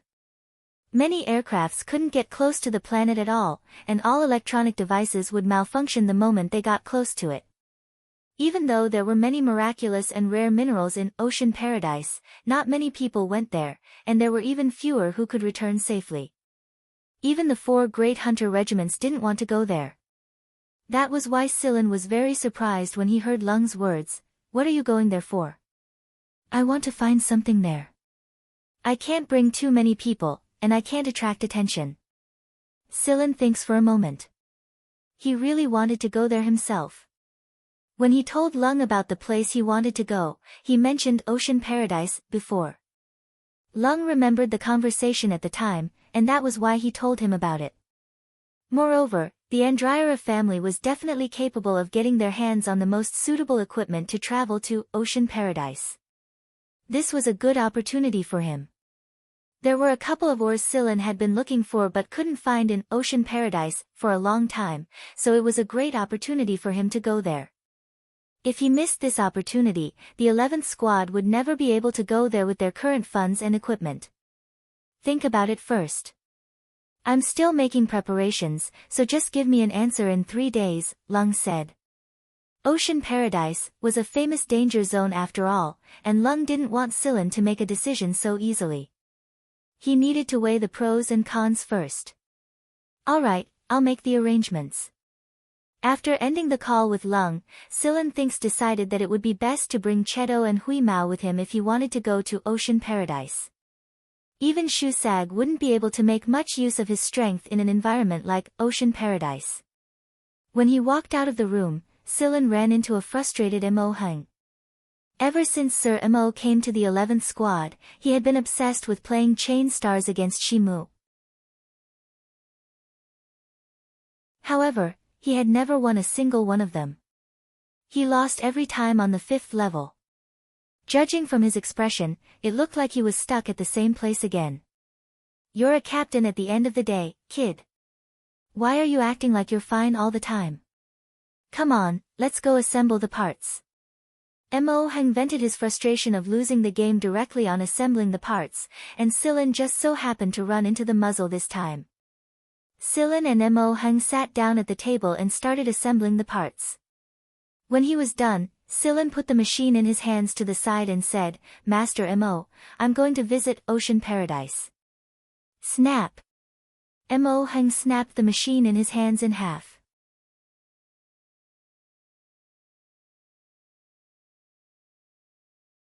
Chapter 360. Mo Hung tossed the 2 halves of the machine onto the table without saying a word. However, the aura around him told everyone that he was very angry right now. Scylla glanced at the silent Mo Hung and continued, I'm looking for a couple of ores, and Sea Paradise has them. Right now, the party is in dire need of materials for development, and there are a lot of them that we can't buy at all right now. Even if we could, the exorbitant price isn't something we can afford. We are hunters to begin with, and hunters will get whatever they need if they can. Scylla analyzed the situation from the 11th squad's perspective to his own. Then, he explained his reasons for going to Sea Paradise. A moment of silence later, Mo Hung looked up and said to Scylla, Is that all? This is a very good opportunity. Scylla did not tell Mo Hung about Lung's arrangements. Lung himself had said that he didn't want anyone to know about it. The reason Scylla told Mo Hung that he was going to Sea Paradise was because he believed that Mo Hung wouldn't tell anyone else. Mo Hung tapped the table and pushed the parts in front of him to the side. Then, he propped his arms on the table and looked at Scylla, Tell me the truth. Is it because of you Linglong? Ah. Scylla looked confused. Why did you Linglong get involved? Mo Hung relaxed a lot when he saw Scylla's expression. It's fine as long as it's not because of you Linglong. Why would you think of her? Scylla asked curiously. It's nothing. Scylla, if you're looking for a wife, I still don't think that you Linglong is suitable for you. You worry too much. There were some things that Mo Hung hadn't told Scylla earlier, but Scylla had learned some of them from Shihua Jing. The person who took Mo Hung away from 7 Lights was Yu Linglong. The fact that Yu Linglong led her men to capture Mo Hung didn't mean that she was bad to Mo Hung. On the contrary, it was a form of protection. If someone else from the Yu family had carried out the mission, Mo Hung might have suffered a lot. But no matter what, Yu Linglong had done it. She had chosen to bring Mo Hung to Miracle. Yu Linglong is collecting DH50 black ore, and the resources for DH50 black ore in the League of Stars are pitifully low. No one is willing to go to Ocean Heaven. The 2 groups of people she sent to Ocean Heaven were completely wiped out, Mo Hung said.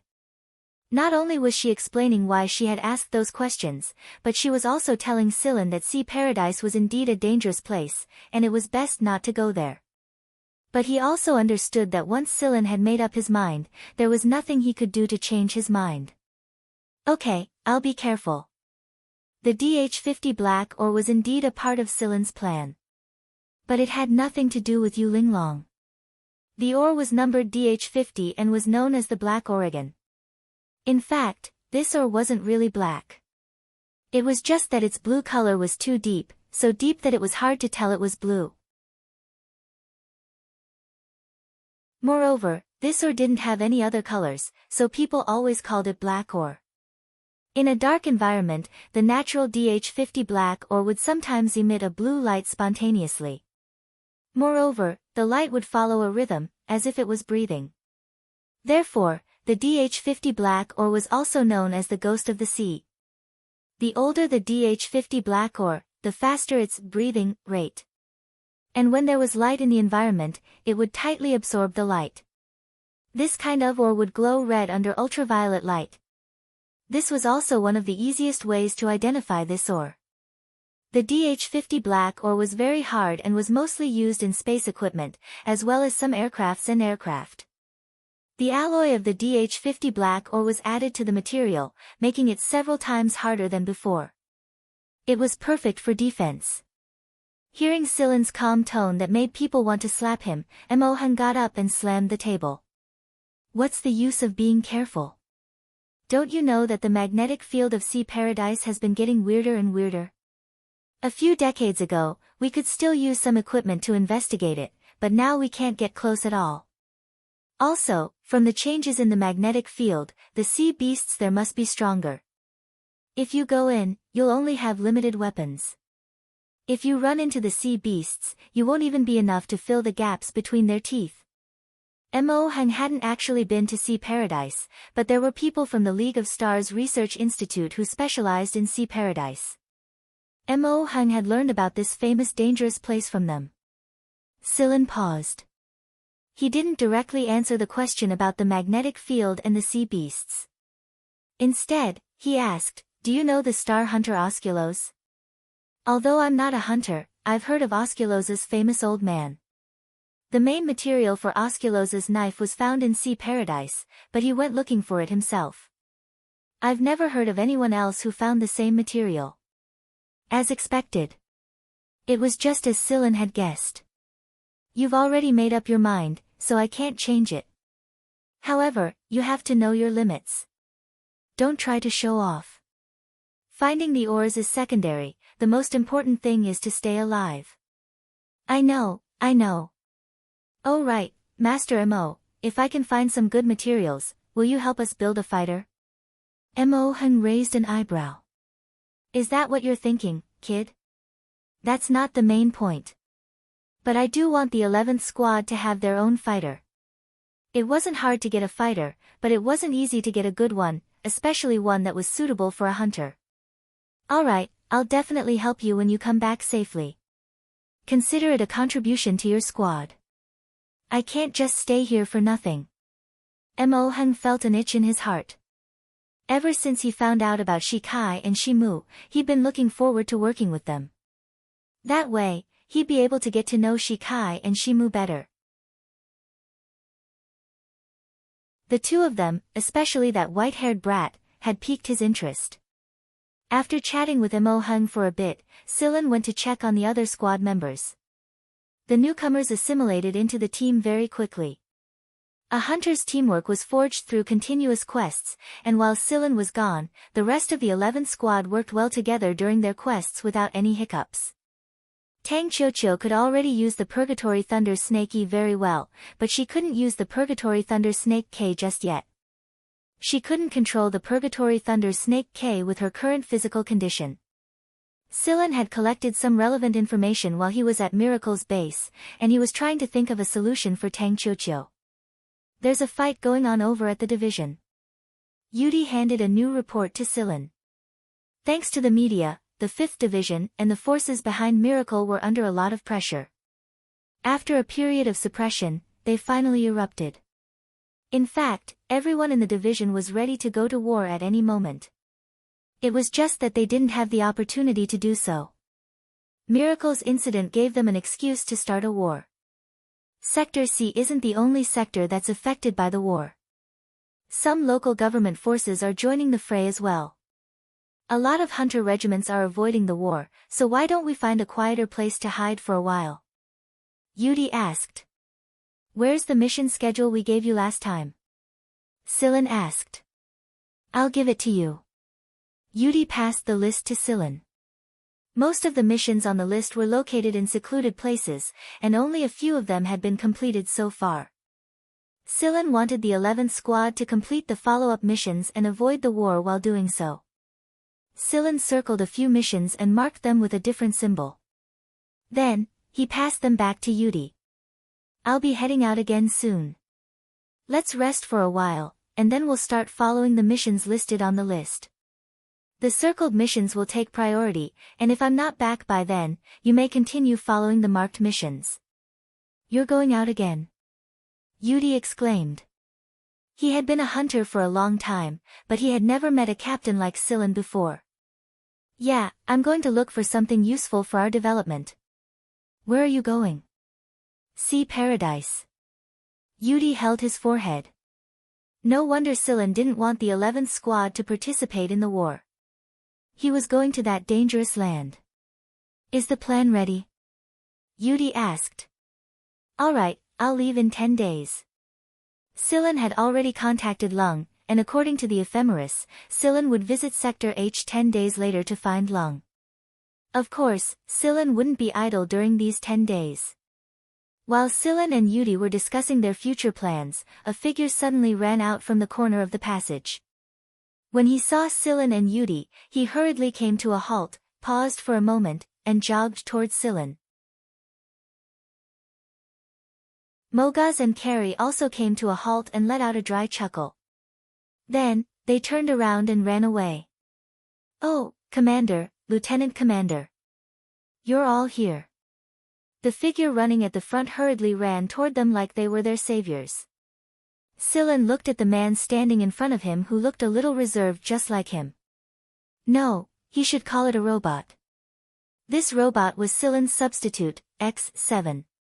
When Sillin left the team for something and didn't want outsiders to know about it, X7 would take Sillin's place and show up in front of outsiders. When Sillin went to rescue Mo Hung, X7 was the one who replaced Sillin. When the team was out hunting, mining, and trading, X7 would appear in front of outsiders. X7 wasn't an original robot, and it was much weaker than Sigma and the others. However, compared to other robots, X7 was very good.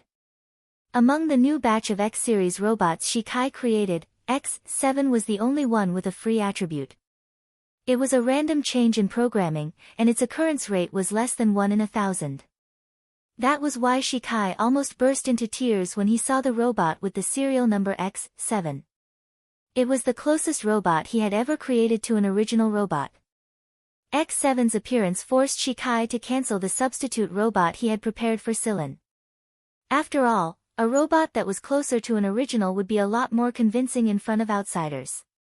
After that, Shimu upgraded X7 several times to make it more alive.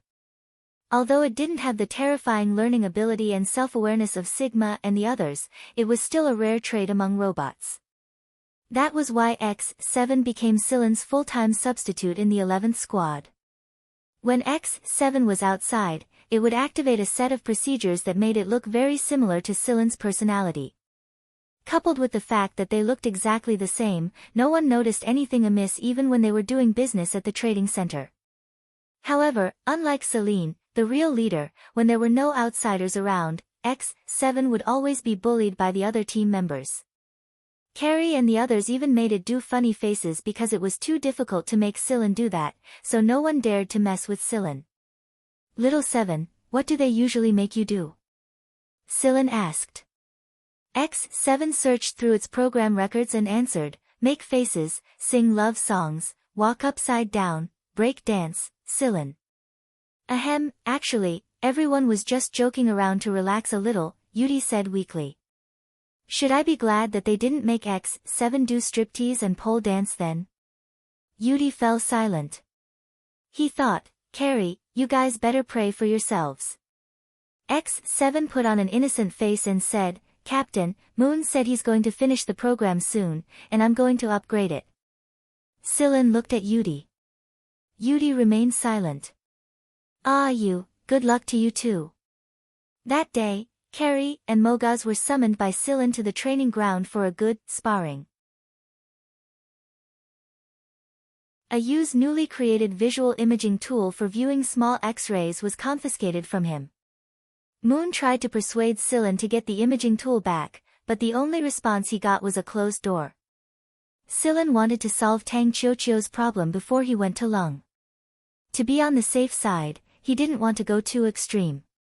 He wanted to improve the drug according to Tang Qiuqiu's body and physiological indicators. Different people's bodies would react differently to the same drug. Perhaps the drug would be more stable for others, but it might not be the same for others. When it came to the evolution of genes, Sillin had a deep understanding of them.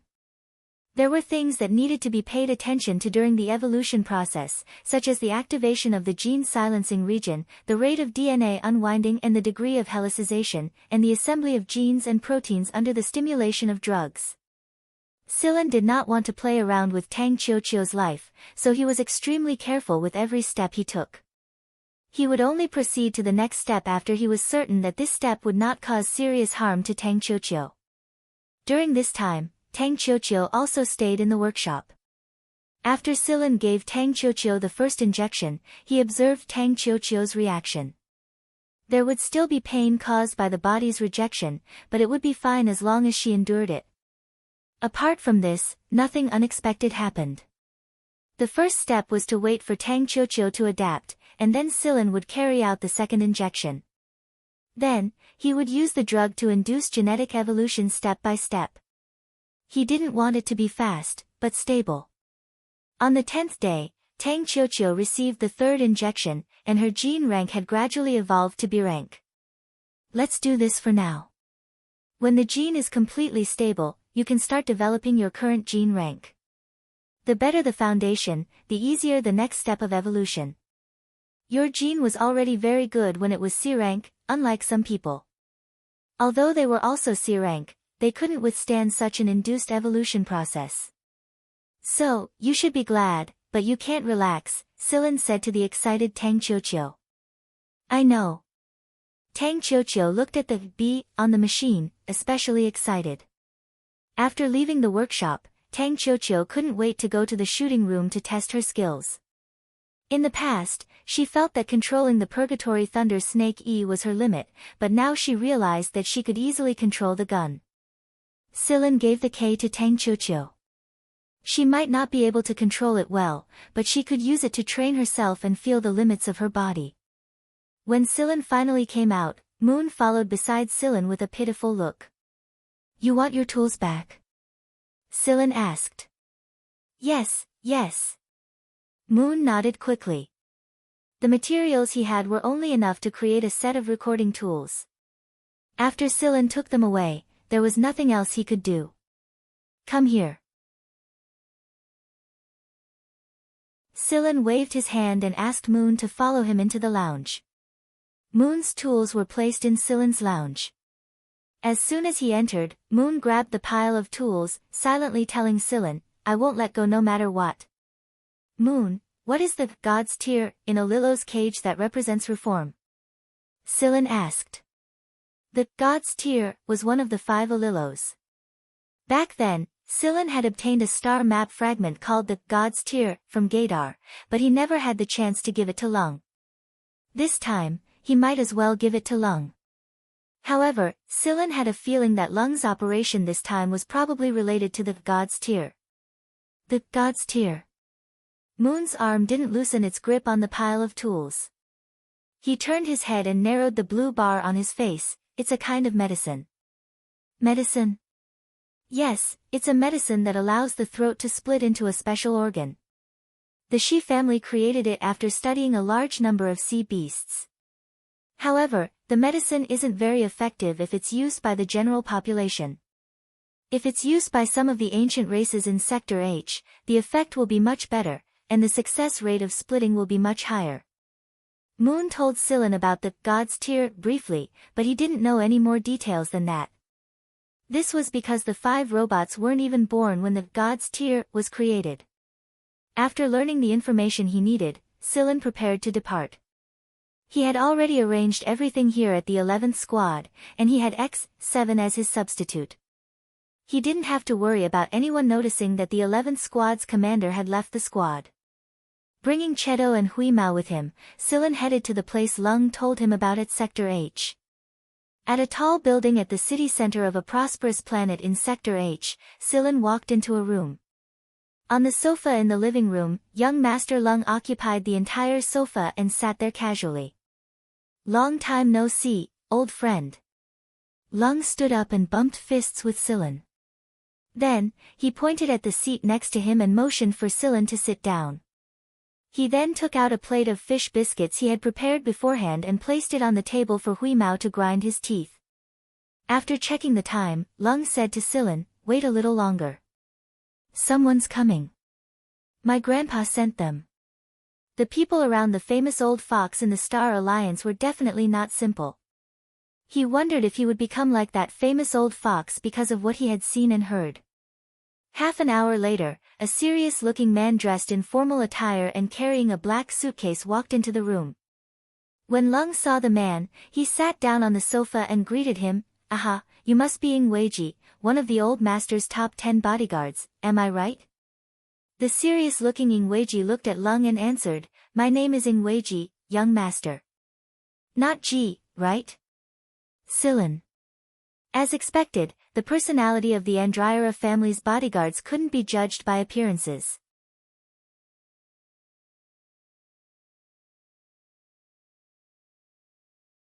Chapter 361. Lung didn't bring a lot of people with him this time.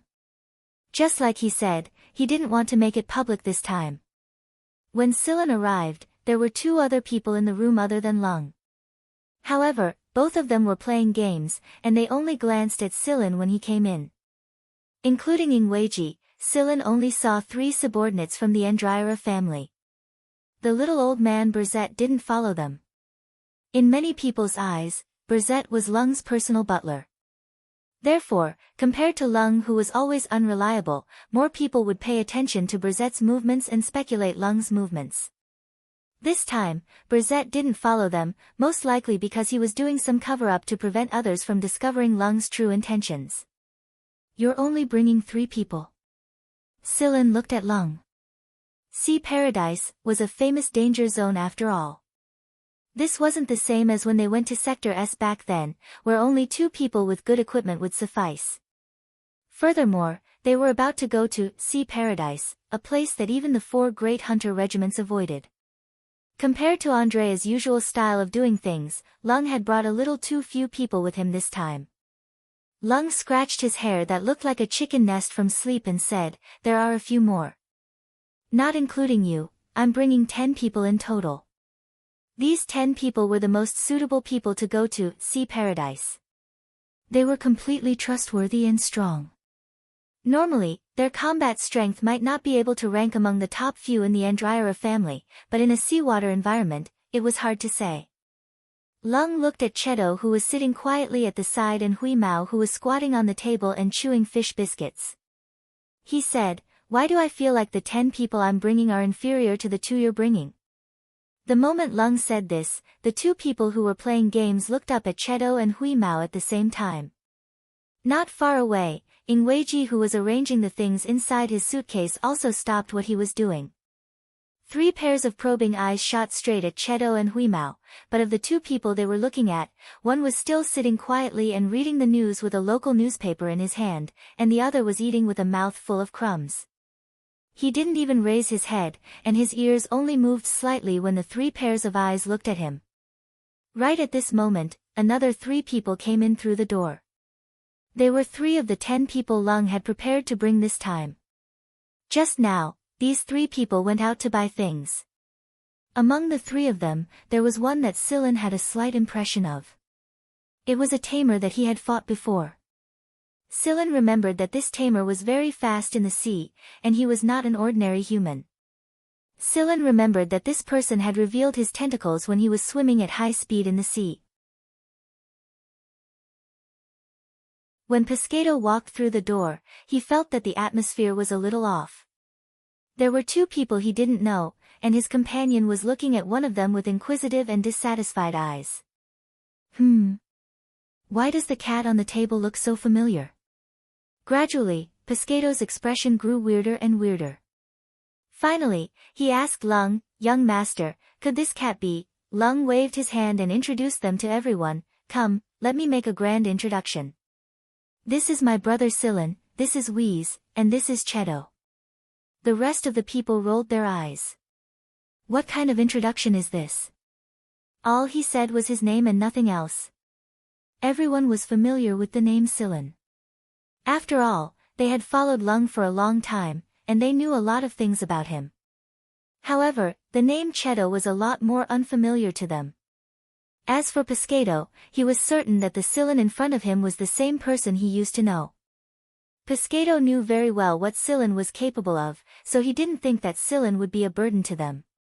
However, it was a different story for the others, especially the two people playing the game and Ingweji. They were very dissatisfied with Lung's words. What did he mean by, 10 people can't even compare to a man and a cat? Was the young master trying to boost the others' morale and diminish his own? Pescado and the other two had the same thought after they learned of Lung's words. Although Pescado himself was the weakest among the 10 people, he didn't think that he would lose to the guy who was reading the newspaper on a chair. Why don't we get to know each other better? It'll be a lot smoother if we get to know each other better, the person next to Pescado suggested. The rest of the people also agreed with his suggestion. Lung looked at Silin and asked for Silin's opinion. Then let them talk amongst themselves. Lung, find a place. I have something to tell you, Silin said. Sure. Lung pointed at a room and motioned for them to go there. After they entered the room, Lung said to the people outside, "Don't make too much noise." Understood, young master. The people were already warming up and getting ready to communicate with each other. After closing the door, Lung didn't care how the people in front of him were going to communicate with each other. Normally, these people thought too highly of themselves and thought that they were superior to everyone else. It wasn't a bad idea to give them a blow. What's the matter? Why are you acting so mysterious? Don't tell me that the media operation a while ago involved you? Lung pulled a chair over and sat down. He didn't like to stand. Wherever he went, he wouldn't sit if he could lie down, and he wouldn't stand if he could sit. No. It's about Olillo's cage. As soon as he heard the words, Olillo's cage, Lung unconsciously straightened his back and his expression became much more serious. He hadn't told Silin the reason why they were going to see paradise in detail, but he didn't expect Silin to mention Olillo's cage first. Silin took out a Star Atlas shard. This shard made Lung jump out of his chair.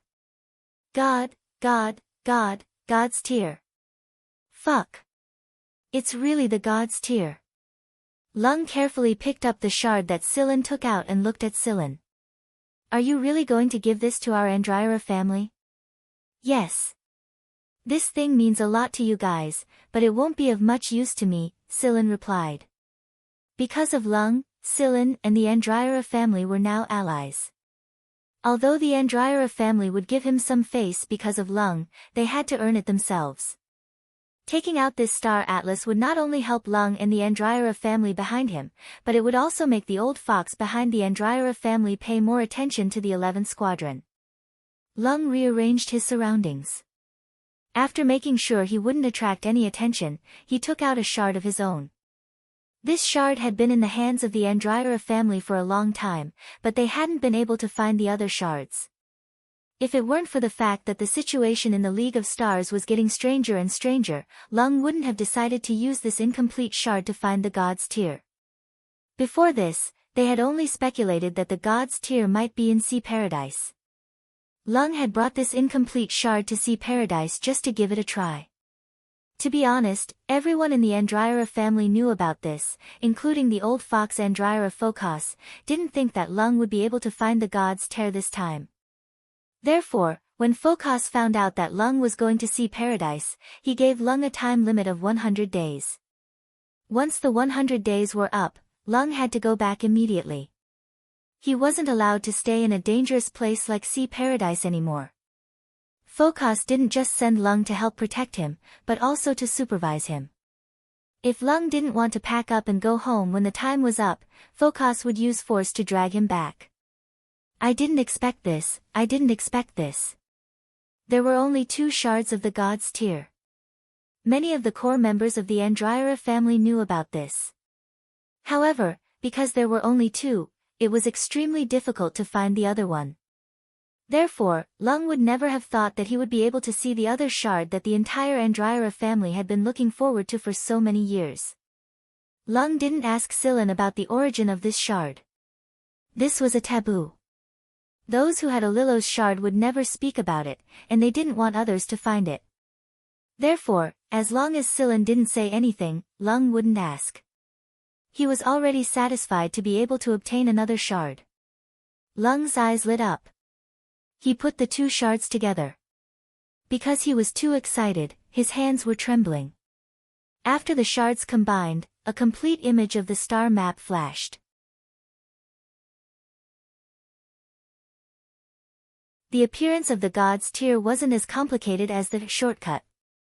After the complete image of the star map was formed, the bright spot that marked the location of the god's tear was very clear. Moreover, there was no need to search for the star map. Sillin Helong knew where it represented. Sea Paradise, it really is Sea Paradise. There was an image of a key above the bright spot on the star map. It was like the needle of a compass, and it could tell the exact location of the god's tear.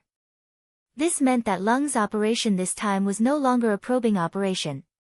With the directions on the star map, they would be able to find the detailed location when they arrived at Sea Paradise. Ha ha ha ha. Lung was so excited that he slapped the armrest of his chair. I originally planned to spend 100 days to find it. Now, it seems that it won't take that long. If everything goes well, it will only take a few days. Ha ha ha, the old man probably didn't think that I would be able to obtain a complete star map. Lung patted Sillin's shoulder hard. Good brother, I told you that it would be beneficial to bring you along. I really am a genius. Ha, genius. Sillin. He really couldn't understand why Lung was praising him for being a genius. Lung looked exceptionally happy after obtaining the complete star map and directions. He was even jumping up and down with every step he took. When he opened the door and saw the people in the living room with different expressions, he didn't care what the result was. He wouldn't be angry even if all of them lost miserably. Sillin looked at the scene inside the living room. Hui Mao was still crouching and eating a fish biscuit, and Cheto was still reading the newspaper. Some of the others were playing games, and some were sitting quietly. Ingweji put the tidied-up box to the side and started cleaning his gun again. His expression was as serious as ever. However, 2 of them were rubbing their hands behind their backs. Pescado's face was twitching slightly as he walked like he was enduring some kind of pain. All right. Pack up and prepare to depart immediately. Lung said. Pescado and the others felt very awkward when they saw their young master's uncontrollable laughter. He wasn't mocking them, was he? Probably not. Young master, didn't we say that we're going to rest for 2 more days and wait for good weather? One of them said. Lung waved his hand and said, we're not waiting anymore. We're leaving now. Come back as soon as possible. Lung didn't tell the others about Olilo's star map, nor did he report it to his grandfather Phocas. It was fine if he didn't obtain the complete star map, but he couldn't report it to the Andryra family immediately after he obtained it. He was afraid of leaking it. The tear of God might not be as attractive as the other Olilos to most humans, but this was Sector H. In Sector H, there were plenty of people who desired the tear of God. Therefore, after some thought, Lung decided to find it himself first before anything else. All right, I'll let De Fan know. The man replied. De Fan was one of the 10 people Lung had brought with him this time. De Fan wasn't his real name, it was his nickname. Many people in the Andryra family had forgotten what Dafan's real name was. Everyone just called him Dafan. Dafan and the others stayed on the spaceplane and didn't follow Lung here. Silen shook his arm as he watched the person leave. He was probably the person who fought Cheto just now, and he didn't gain the upper hand. Maybe they didn't gain the upper hand in the exchange just now, but that didn't mean they were weak. Their true potential wasn't here. Once they were at the sea, their attack power would multiply several times. Moreover, most of them were tamers. A good trainer alone can control hundreds of marine fishes or other higher marine creatures for his own use. Maybe these people hadn't reached that level yet, but they were definitely not far off. Silen was also looking forward to seeing what would happen when the legendary tamers who had received the sea god's inheritance worked together. Would they be able to control marine creatures, or would the overlords of the sea suppress them? As for the tear of God, what kind of effect would that so-called specialized organ have? Thanks to Lung's urging, Pescado and the others quickly made preparations to depart. The Andryra family wasn't short of money, so the spaceplane they used this time didn't look flashy at all. However, it was only after they entered the spaceplane that they realized how luxurious it was. Moreover, there was another world inside this large spaceplane. It was all prepared for this trip to Sea Paradise. Hui Mao didn't eat any more fish biscuits after boarding the spaceplane. Instead, he found a comfortable spot and curled himself into a ball to sleep. The others thought that it was just a reaction after it was full, but Silen knew very well that the amount of fish biscuits they ate earlier wasn't enough to satisfy Huimao's appetite at all. As for Huimao's current behavior, it was actually because he wanted to save up energy so that he could forage for food at Sea Paradise. In terms of understanding towards Sea Paradise, the academicians from the League of Stars Research Institute might not necessarily be as knowledgeable as some of the people from Sector H, especially a family like Andryra's. The information Long was showing Silen right now was enough to prove that the Andryra family's understanding of Sea Paradise surpassed the academicians. The information Silen was reading right now was about some of the creatures living in Sea Paradise. Right now, the screen was displaying a species of fish that was relatively common in the upper layers of Sea Paradise. In Silen's opinion, these fish could no longer be called simple fishes. Although they weren't big individually, and an adult was less than a meter in size, these fellows had a mouth full of sharp teeth. Their male pectoral and pelvic fins were covered in dense spikes, and when they propped up their dorsal fins and spread their pectoral and pelvic fins, they looked like a crouching beast from the front. These fish always moved in groups. They had a leader, and they hunted in groups. Every group had tens of thousands of members. The survival method of a group was not for defense, but to gather an absolute advantage in strength to attack and hunt. They were very organized, and they hunted in an orderly manner under the leadership of their leader. When the leader died, the group would quickly elect a new leader to take over the previous leader's position and lead the group to hunt. The competition between groups was also pretty intense. Their powerful domain awareness allowed them to kill their own kind that didn't belong to their group without mercy. They would tear the intruders into pieces and eat them. These fish had a habit when they started hunting, the first bite had to be bloody, and it couldn't be missed. It was like a good start to a battle. The bleeding would make the other members of the group even more excited, making the hunt even more frenzied. They would keep chasing until the prey was completely eliminated. On the contrary, if the first attack missed and there was no blood, the other members of the group would feel discouraged. Because of this, when such a group launched an attack, the fish that rushed to the front with the mission of taking the first blood would either be the leader of the group, or the few leader candidates other than the leader. In short, they would definitely be the strongest few in the group. Therefore, generally speaking, if one couldn't escape from such a group of fish, they had to avoid the first blood attack. After avoiding the first blood attack, it would be easier to escape later on. The fish that couldn't take the first blood would automatically give up after chasing for a while. There were several other fish that were similar to this fish, and these fish were just the weaker groups in Sea Paradise. They were just the common ones on the surface of the water. If they continued to go deeper into the sea, there would be more and more powerful sea beasts. Scylla didn't know if there would be sea beasts like the blue skin here, but from the current information, those giant deep sea beasts were not any weaker than the blue skin. Sea Paradise was a paradise for sea beasts, but it was a nightmare for humans. The atmospheric gas composition was not something that ordinary people could withstand. From time to time, there would be storms and other bad weather. The abnormal magnetic field and the environment that was not conducive to human survival always made people flinch. Because they understood the environment of Sea Paradise, the Andryra family also developed some instruments and tools that were not sold to the public. These could allow them to resist the abnormal magnetic field of the planet and enter the planet. After sailing for a while, they were close to their destination. We're about to arrive. There are 5 minutes left. Get ready, Lung said. Hui Mao, who was sleeping in the corner, pricked up its ears. It opened its eyes and bent its claws to wipe its face. It rubbed its back on the ground, got up, and shook its fur. It was so energetic.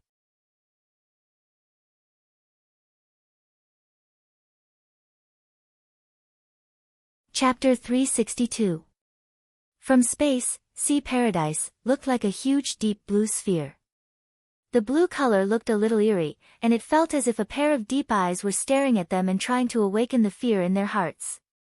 Just like what Mo Hung had told Scylla, Sea Paradise did have a very strange magnetic field. Scylla and the others could sense it when they were approaching the planet, and some of the instruments inside the spaceplane were flashing and popping up. Under such circumstances, the Andryra family's technology finally came into effect. There were 2 sets of equipment on the spaceplane. One was for normal use, and it was about the same as the basic equipment on other starships and spaceplanes. The other was specially prepared for Sea Paradise. After switching the equipment one by one, the spaceplane returned to normal. How is it? How do you feel?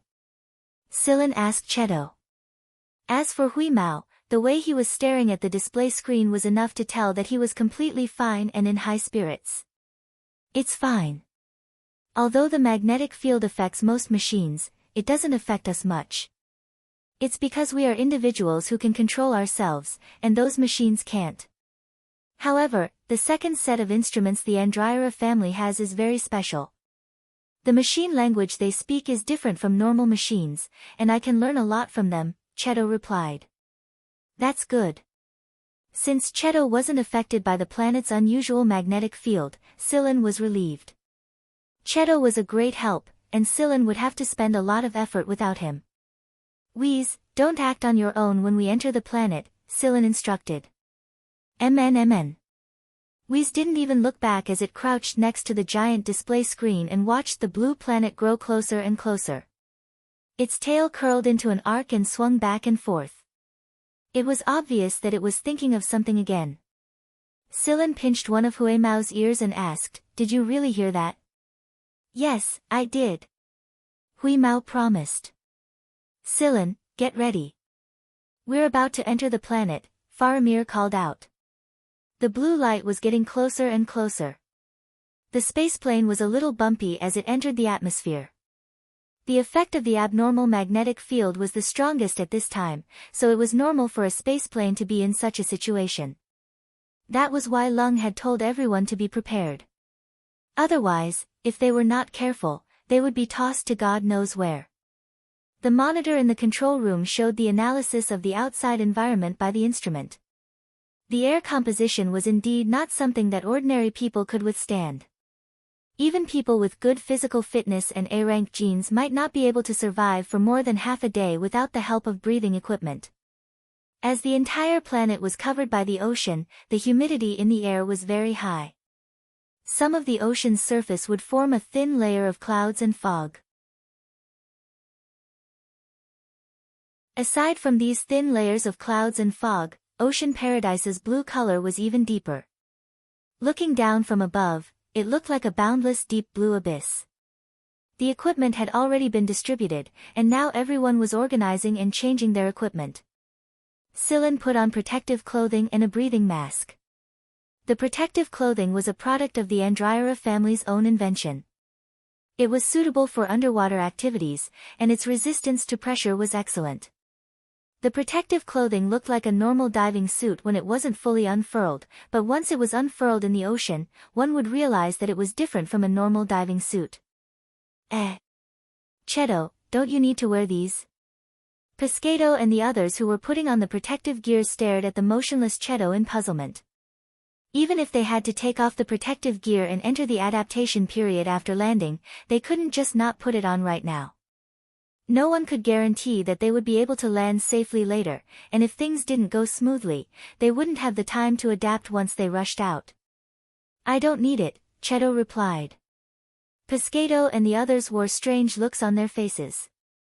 Are you not a normal human, but someone who lives in the water? Cheto shook his head, but he didn't explain in detail. One of them shot Cheto a glance before pointing at Hui Mao, who was stretching his fat body. Aren't you guys wearing some kind of protective gear? The atmosphere outside isn't like that of a habitable planet. Hui Mao flicked his ears. No need, I'm not like you guys. Why did these words sound like they were filled with a strong sense of contempt? Pescado and the others, who were not convinced, loosened their breathing masks and said, actually, we don't have to wear these. We can also throw away our breathing masks when we really enter the water. Why don't we have a competition then? Alright, there's no time for you to move around when the time comes. Lung patted his friends after putting on the protective gear. If they hadn't obtained the star map before, Lung might have allowed them to move around freely. But now that they knew the location of the Tear of God, they had to put all their energy into searching for it. Pescado and the others calmed down a lot after Lung's declaration. However, they were puzzled by something. Something was wrong with Lung. He looked a lot more serious than they had imagined. Could he be nervous? Have you finished scanning the map yet? Lung asked. The Andryra family had several global maps of Ocean Paradise, but due to the uniqueness of the place, they would always get a different map every time they sent a team to Ocean Paradise. Lung had a map from 10 years ago that showed 3 relatively large coral reefs, but all of them had sunk a lot due to the movement of the Earth's crust. Therefore, they had to scan the map again every time they came here.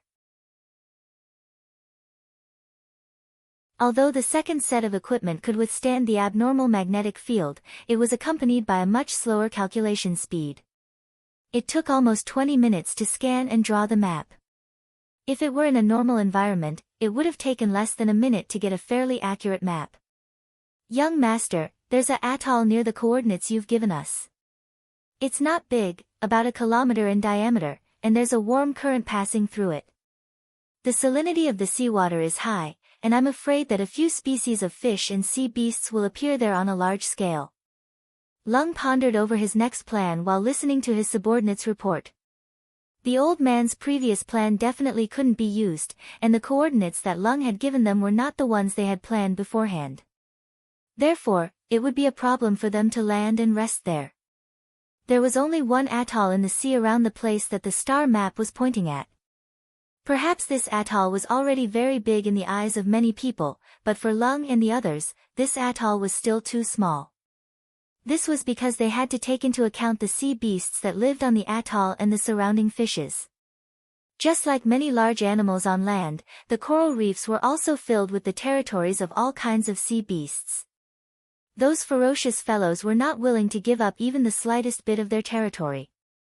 Moreover, there were no real land plates other than the coral reefs in Ocean Paradise. Therefore, every coral reef was a battlefield, and battles for territory were happening at every moment. Looking at the analysis map of that atoll, Lung said, the spaceplane definitely can't land. The image displayed on the scanner made Lung think of many things. People like them only needed a glance to determine the approximate distribution of the population on the coral reefs, as well as the approximate territory of the sea beasts in each area. Moreover, the sea beasts of Ocean Paradise were different from the sea beasts of other planets. These sea beasts were very difficult to tame, and the tamers needed a period of adaptation before they could gradually display their usefulness. Therefore, it was not a good idea to use the advantages of a tamer to deal with these sea beasts. Currently, there were places on the atoll that were filled with small groups of sea beasts lying on their stomachs, basking in the sun, while there were other places that looked empty, but not a single small sea beast dared to set foot there. That was because those places were the territory of some big guy, and anyone who went there would be courting death. In order to clear out a place to rest, it would be better to start with the small groups of sea beasts.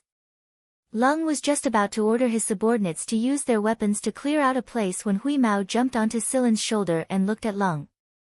"I'll go. I'll clean up those little bugs." Little bugs? A few of Lung's subordinates had strange expressions on their faces. Those so-called little bugs, even if they were young sea beasts, were more than half a meter long. Moreover, they all had hard outer armor, sharp claws, and razor-sharp teeth. They were definitely not gentle beasts. Moreover, compared to the fat cat in front of them, those little bugs could practically be elevated to the level of giant beasts. Perhaps Pescado was a little afraid of Hui Mao because of what happened in the past, but none of them had really seen Hui Mao's great abilities before. When they were communicating earlier, Hui Mao did not make a move either. Therefore, some people wanted to laugh at Hui Mao's words. "Hey, little fat cat, although the little bugs over there look so small," that person used his thumb and forefinger to make a sesame seed-size gesture, then used his two arms to make a meter-long gesture. "In reality, they are at least this big." Hui Mao looked at the person who spoke with disdain, and said to Silen, "Uncultured people are so pitiful." That person still wanted to argue, but was stopped by Lung. "Silen, what do you think?" Lung asked. Silen twisted the hair on the back of the fat cat's neck in front of him. "Are you confident?" "Absolutely." "Can you control the situation?" "Absolutely." Silen looked at Hui Mao suspiciously, and only let go when Hui Mao raised his paw and swore. It was not that Silen did not believe in Hui Mao's ability, but he understood Hui Mao's ability too well, and this guy's habit of getting carried away when he was excited. There were a lot of sea beasts on the atoll, now they just needed to clear a place for them to rest. If they made too much of a commotion, it would definitely cause a chain reaction, and sea beasts from other places might come over to join in the fun. That was not what Silen wanted to see. After all, there were only a few people here, and not a large hunting team. Lung also told Hui Mao about the action plan and the reward for Hui Mao if they successfully cleared the area, which made Hui Mao value this task a lot more. "Wheeze, I'll leave it to you to clear the area. Don't worry, remember what you said about the reward." Hui Mao clenched his paw, and was eager to try. "Then should I lower the aircraft a little?" someone asked. "No need." As soon as Silen opened the cabin door, Hui Mao shot out like an arrow from a bow, and the others saw through the image displayed on the screen that Hui Mao that shot out spread its wings in the air, and flew towards the atoll with a loud flap. Damn! Are those wings? Are those wings? That cat actually has wings. Pescado and the others looked at the image displayed on the screen as if it was a miracle. Celine was also looking at the screen. However, he was prepared at all times. If the cat got carried away by its success later, he would have to remind it. There was a place on the atoll where some small sea beasts were lying densely, and not far away, there were some plants that were 20 to 30 meters tall, and it looked like a small jungle. This small jungle was the boundary between the two territories. Hui Mao's task was to clear the small jungle near the group of small sea beasts, as well as part of the coral reef area around it. The small sea beasts that were lying on the coral reef and basking in the sun were huddled together, some of them were fighting, and some of them were squinting their eyes and straightening their backs to absorb the sunlight, looking very comfortable. Their sharp claws moved from time to time, and they left thin marks on the coral reef below. The coral reef in Ocean Paradise was a few times harder than normal coral reefs, so if it was a normal coral reef, these sea beasts would probably be as easy as scratching carrots. The sea beast lying at the highest point suddenly opened its eyes and looked at the sky above. There was a shadow getting closer and closer, and it could also feel that the other party was looking at it with an unfriendly gaze. This feeling made it very uncomfortable, so it moved its back to its fullest, making it look twice as big as it was before. This sea beast let out a low, warning growl from its throat, causing the surrounding sea beasts to raise their heads one after another. After seeing the person in the sky, they also let out a series of warning sounds. Even if it was a weakling that they thought was beneath them, they would still let out an absolute warning sound. Therefore, before Huimao flew there, the sea beasts in that area all let out a low warning sound. Along with these warning sounds, the big mouths full of sharp teeth that were still guarding the door opened, and they were waiting for the next food. Huimao's eyes became brighter and brighter, and it sped up. When it was nearly 10 meters away from the coral reef, Huimao retracted its wings and plunged into the group of sea beasts. Then, a huge mouth that looked like that of a cat appeared in the group of sea beasts, and it was only a huge mouth that could be seen. This huge mouth swallowed the sea beasts one after another, and the first one to be swallowed was the one that was originally lying at the highest point. Before it could even wave its claws, it was swallowed by Huimao's huge mouth, and it didn't even have time to squeak.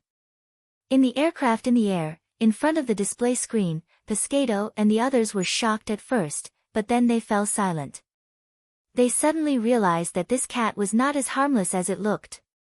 Moreover, this cat's appetite was really huge. In less than half a minute, with Huimao's landing point as the center, all the sea beasts within a radius of 10 meters were swallowed, and not a single one was left. As for the rest of the small sea beasts, they had already fled when they saw that the situation was not good. Huimao symbolically chased a few steps, and drove away the remaining sea beasts that were still lingering around, unwilling to leave. So, Pescado and the others saw this scene again. A chubby little Huimao chased a group of sea beasts that were much larger than it, and they hurriedly jumped into the sea to escape. After clearing a satisfactory area, Huimao jumped to the highest point, and told Silin and the others that they could land. After that, it tilted its head and scratched its ears with its hind legs, yawned, and lay there lazily, licking its paws and wiping its face. The people in the aircraft, including Ingweji, who had always been serious, looked at Silin with very envious eyes. After all, it was really a very happy thing to have such a pet. Look, it took a lot of effort for them to do this, but a cat was able to do it. When dealing with sea beasts, people would at most hunt them down, but Huimao just swallowed them directly, and from the very beginning, it had established itself as a high-ranking predator in the food chain. The beast race had their own way of solving problems, so everything that Huimao did was surprisingly effective, and the effect was much better than when Lung and the others used force. "Let's go, we can go down now," Silin said to the others. A slightly smaller aircraft flew out from the original aircraft. This smaller aircraft was the flying tool that Silin and the others used to fly on the surface of the sea, and it was also a navigation tool in the sea. This aircraft could dive deep into the sea. People had heard of the flying vehicle, but not many people knew about the triamphibious aircraft.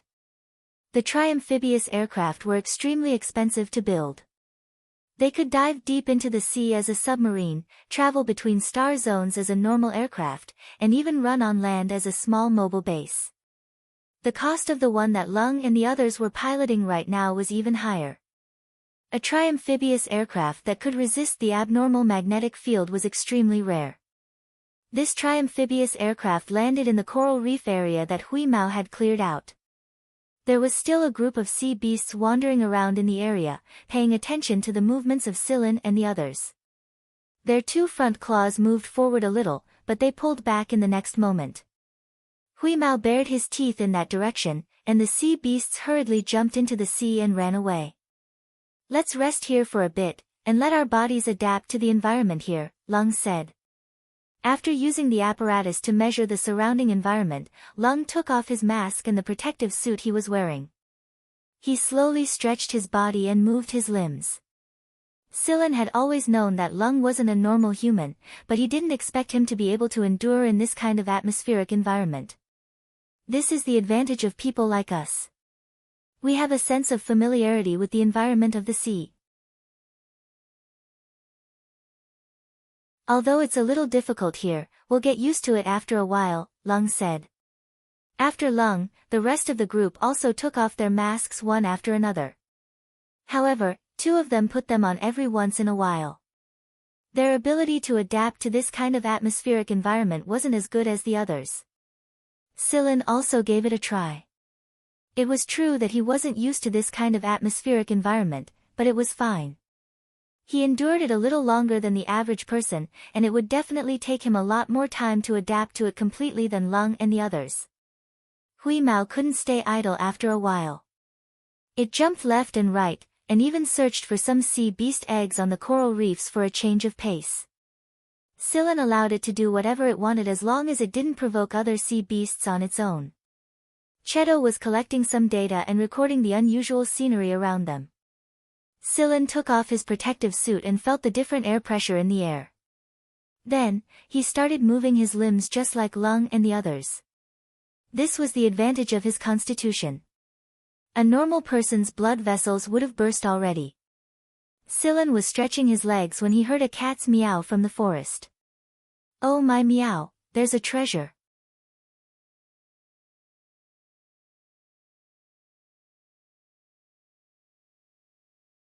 Chapter 363.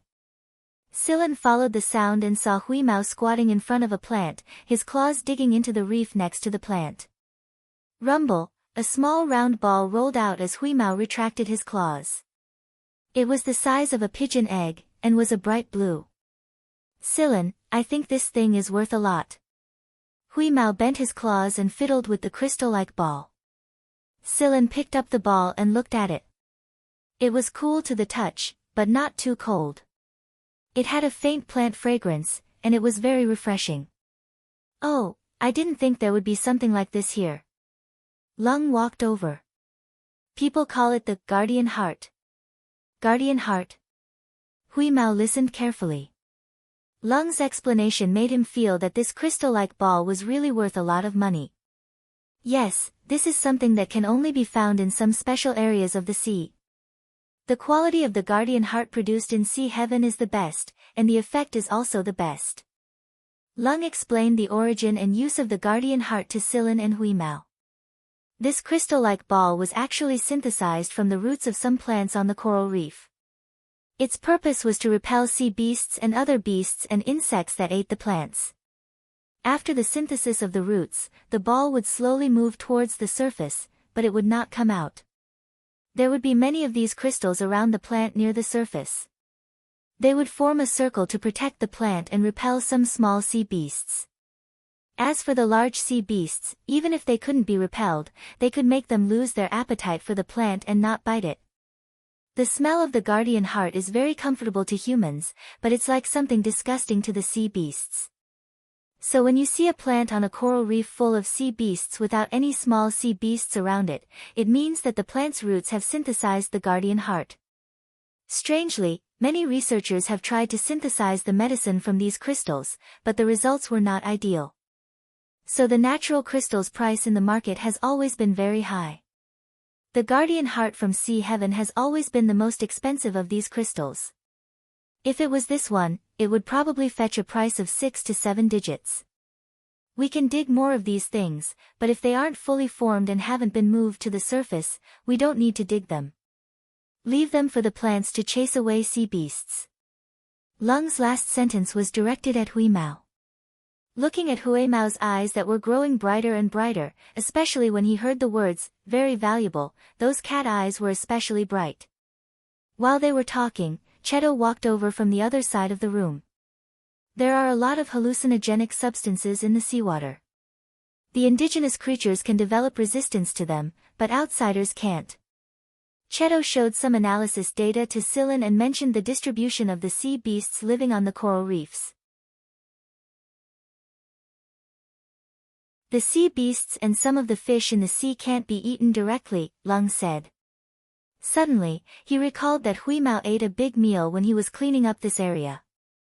Lung turned to look at Hui Mao, who was digging excitedly for crystals next to other plants. He looked at Sillin and asked, "Is it really okay for that cat to eat anything?" "It's fine. It can still consume these things, so don't worry about it." Sillin was already used to it. Back in the Mist Bodhisattva Empire, Huimao ate a lot of sea beasts. Although the sea beasts here were a little special, they weren't enough to give Huimao a stomachache. "Young master, the scanners have found something," someone said from the other side.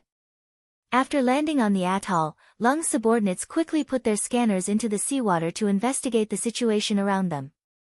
Lung especially asked his subordinates to put a couple more scanners in the direction the star map was pointing at. "What's going on?" Lung asked. Silen and Cheto also walked over, leaving behind the gray cat who was still digging for treasures around a couple of plants in the small forest. "The scanners have descended to 3,000 meters below the water surface. This is the result." The man passed the electronic board to Lung. There was a wavy line on the electronic board. Due to the uniqueness of the environment here and the strangeness of the planet, the scanners didn't have any detailed data. All they could do was display some images and areas with abnormal energy waves and draw them into a 3D map. Every depth corresponded to a point on the 3D map, and the scanners detected an anomaly at the 3,000-meter mark.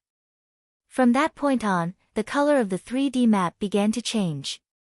As the scanners continued to descend, the color on the 3D map deepened. Lung looked very excited when he saw the result on the 3D map. He knew that the tier of gods had to be at that place because the energy reflection there was different from the rest of the sea. Up until now, this was the only place where the scanners had detected an anomaly. The scanners in the other parts of the sea didn't show anything like this. "Why are there stairs forming here? Is this a normal phenomenon?" Silen pointed at a place on the 3D map and asked. There was a steep slope below the coral reef, and from the 3D map drawn by the scanners, it was clear that there was a staircase at the top of the slope. One end of the staircase extended all the way down to the seabed. "A staircase like this isn't meant for humans. Could it be a sea beast?" Lung said. No one knew if it was man-made or natural.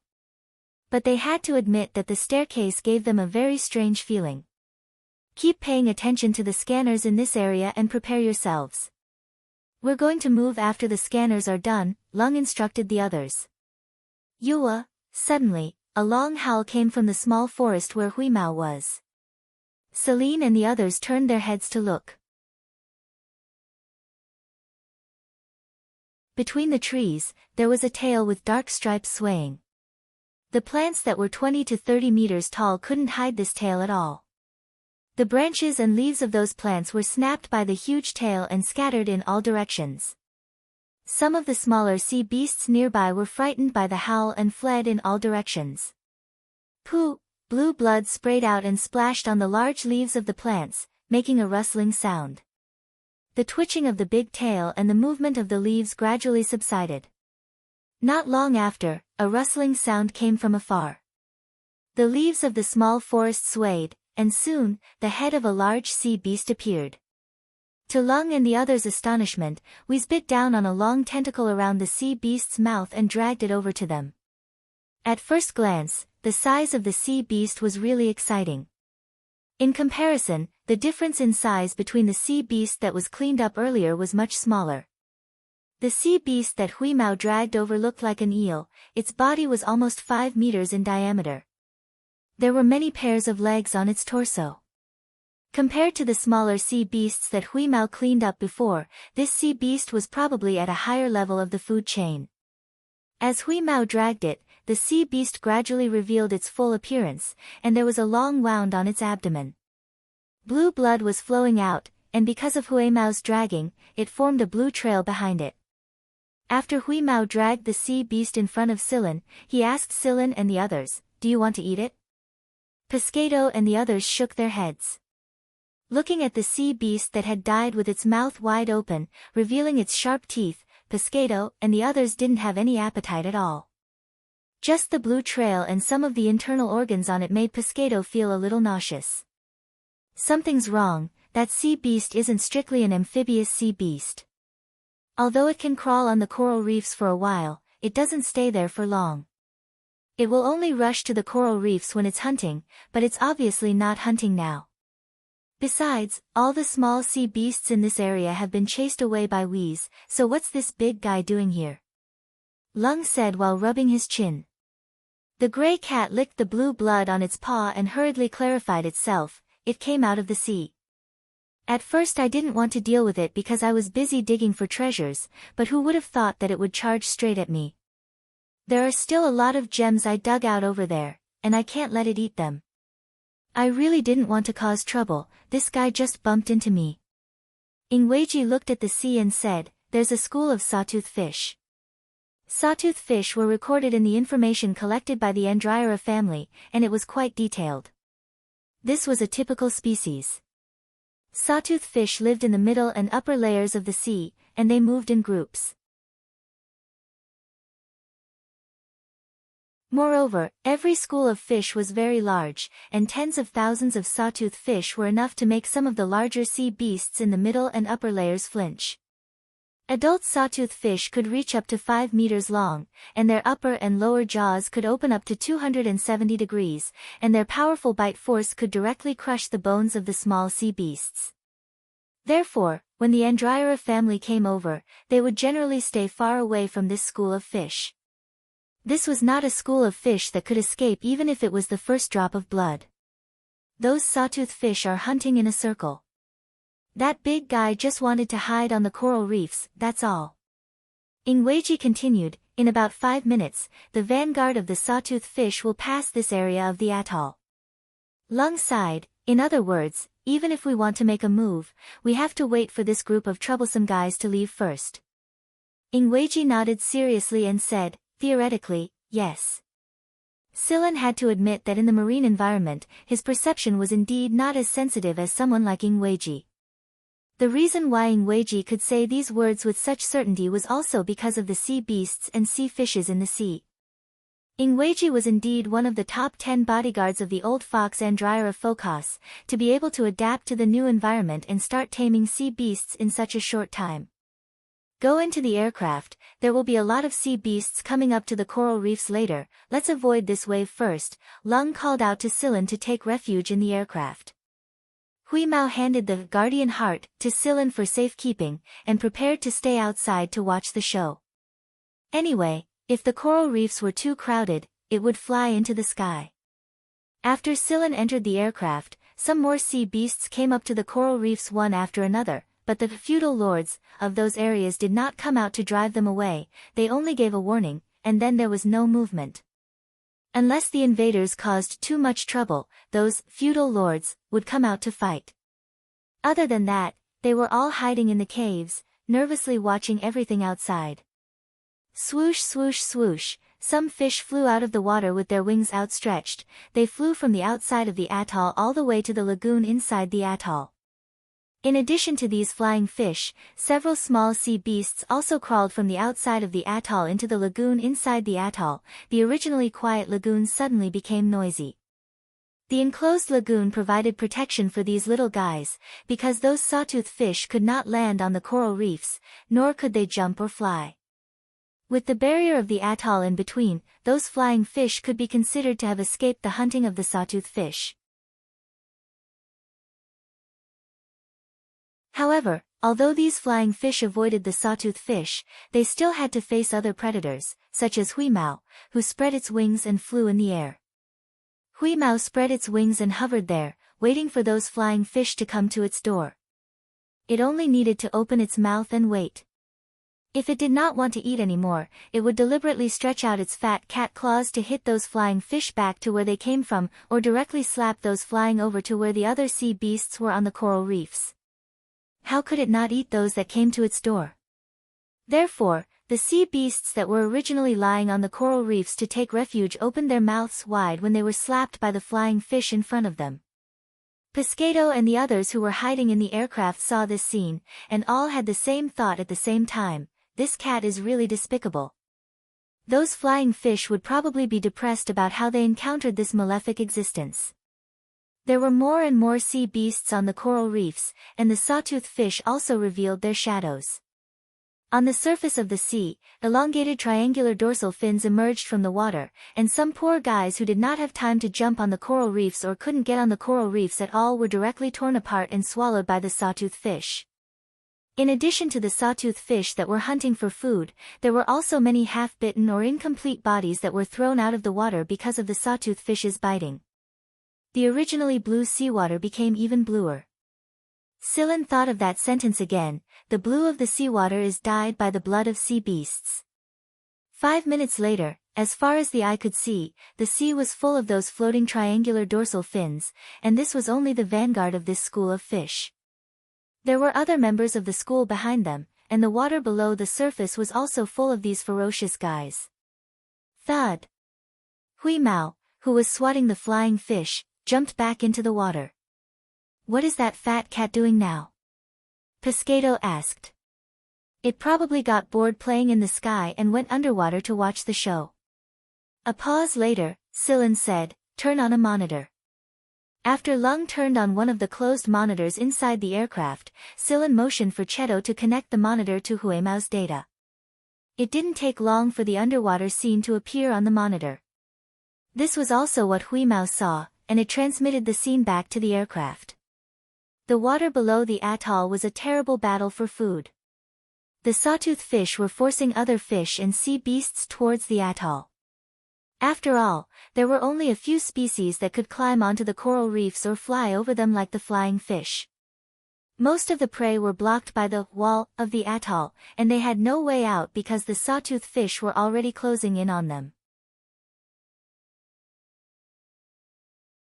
There were minced meat and scales everywhere, and the iconic big mouths and teeth of the sawtooth fish were everywhere. The color of the seawater was obviously much darker than before, and it sent chills down everyone's spine. The people inside the aircraft were staring at the terrible scene on the monitor when the result from the detector attracted everyone's attention. The detector has reached the seabed, someone said excitedly. From the results sent back by the detector, everyone could see a strange scene in the 3D image. It looked like a city at the bottom of the sea.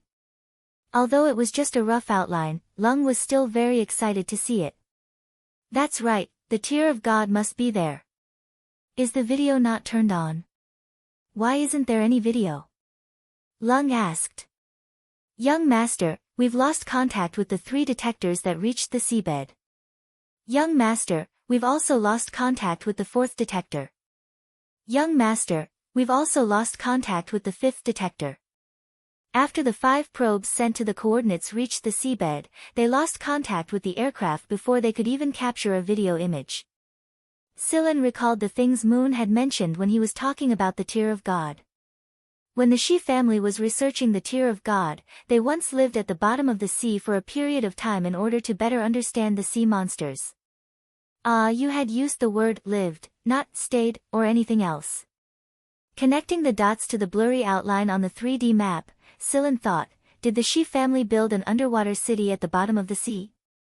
Although it was unbelievable, this was sea paradise and not any other ordinary sea. It was already difficult for an aircraft to fly here, let alone building a city at the bottom of the sea. But the Shi family was not a family that could be judged by common sense. Perhaps it was really possible. How long until the sawtooth fish leave? Lung looked at Ingweiji. Theoretically, it will take at least an hour.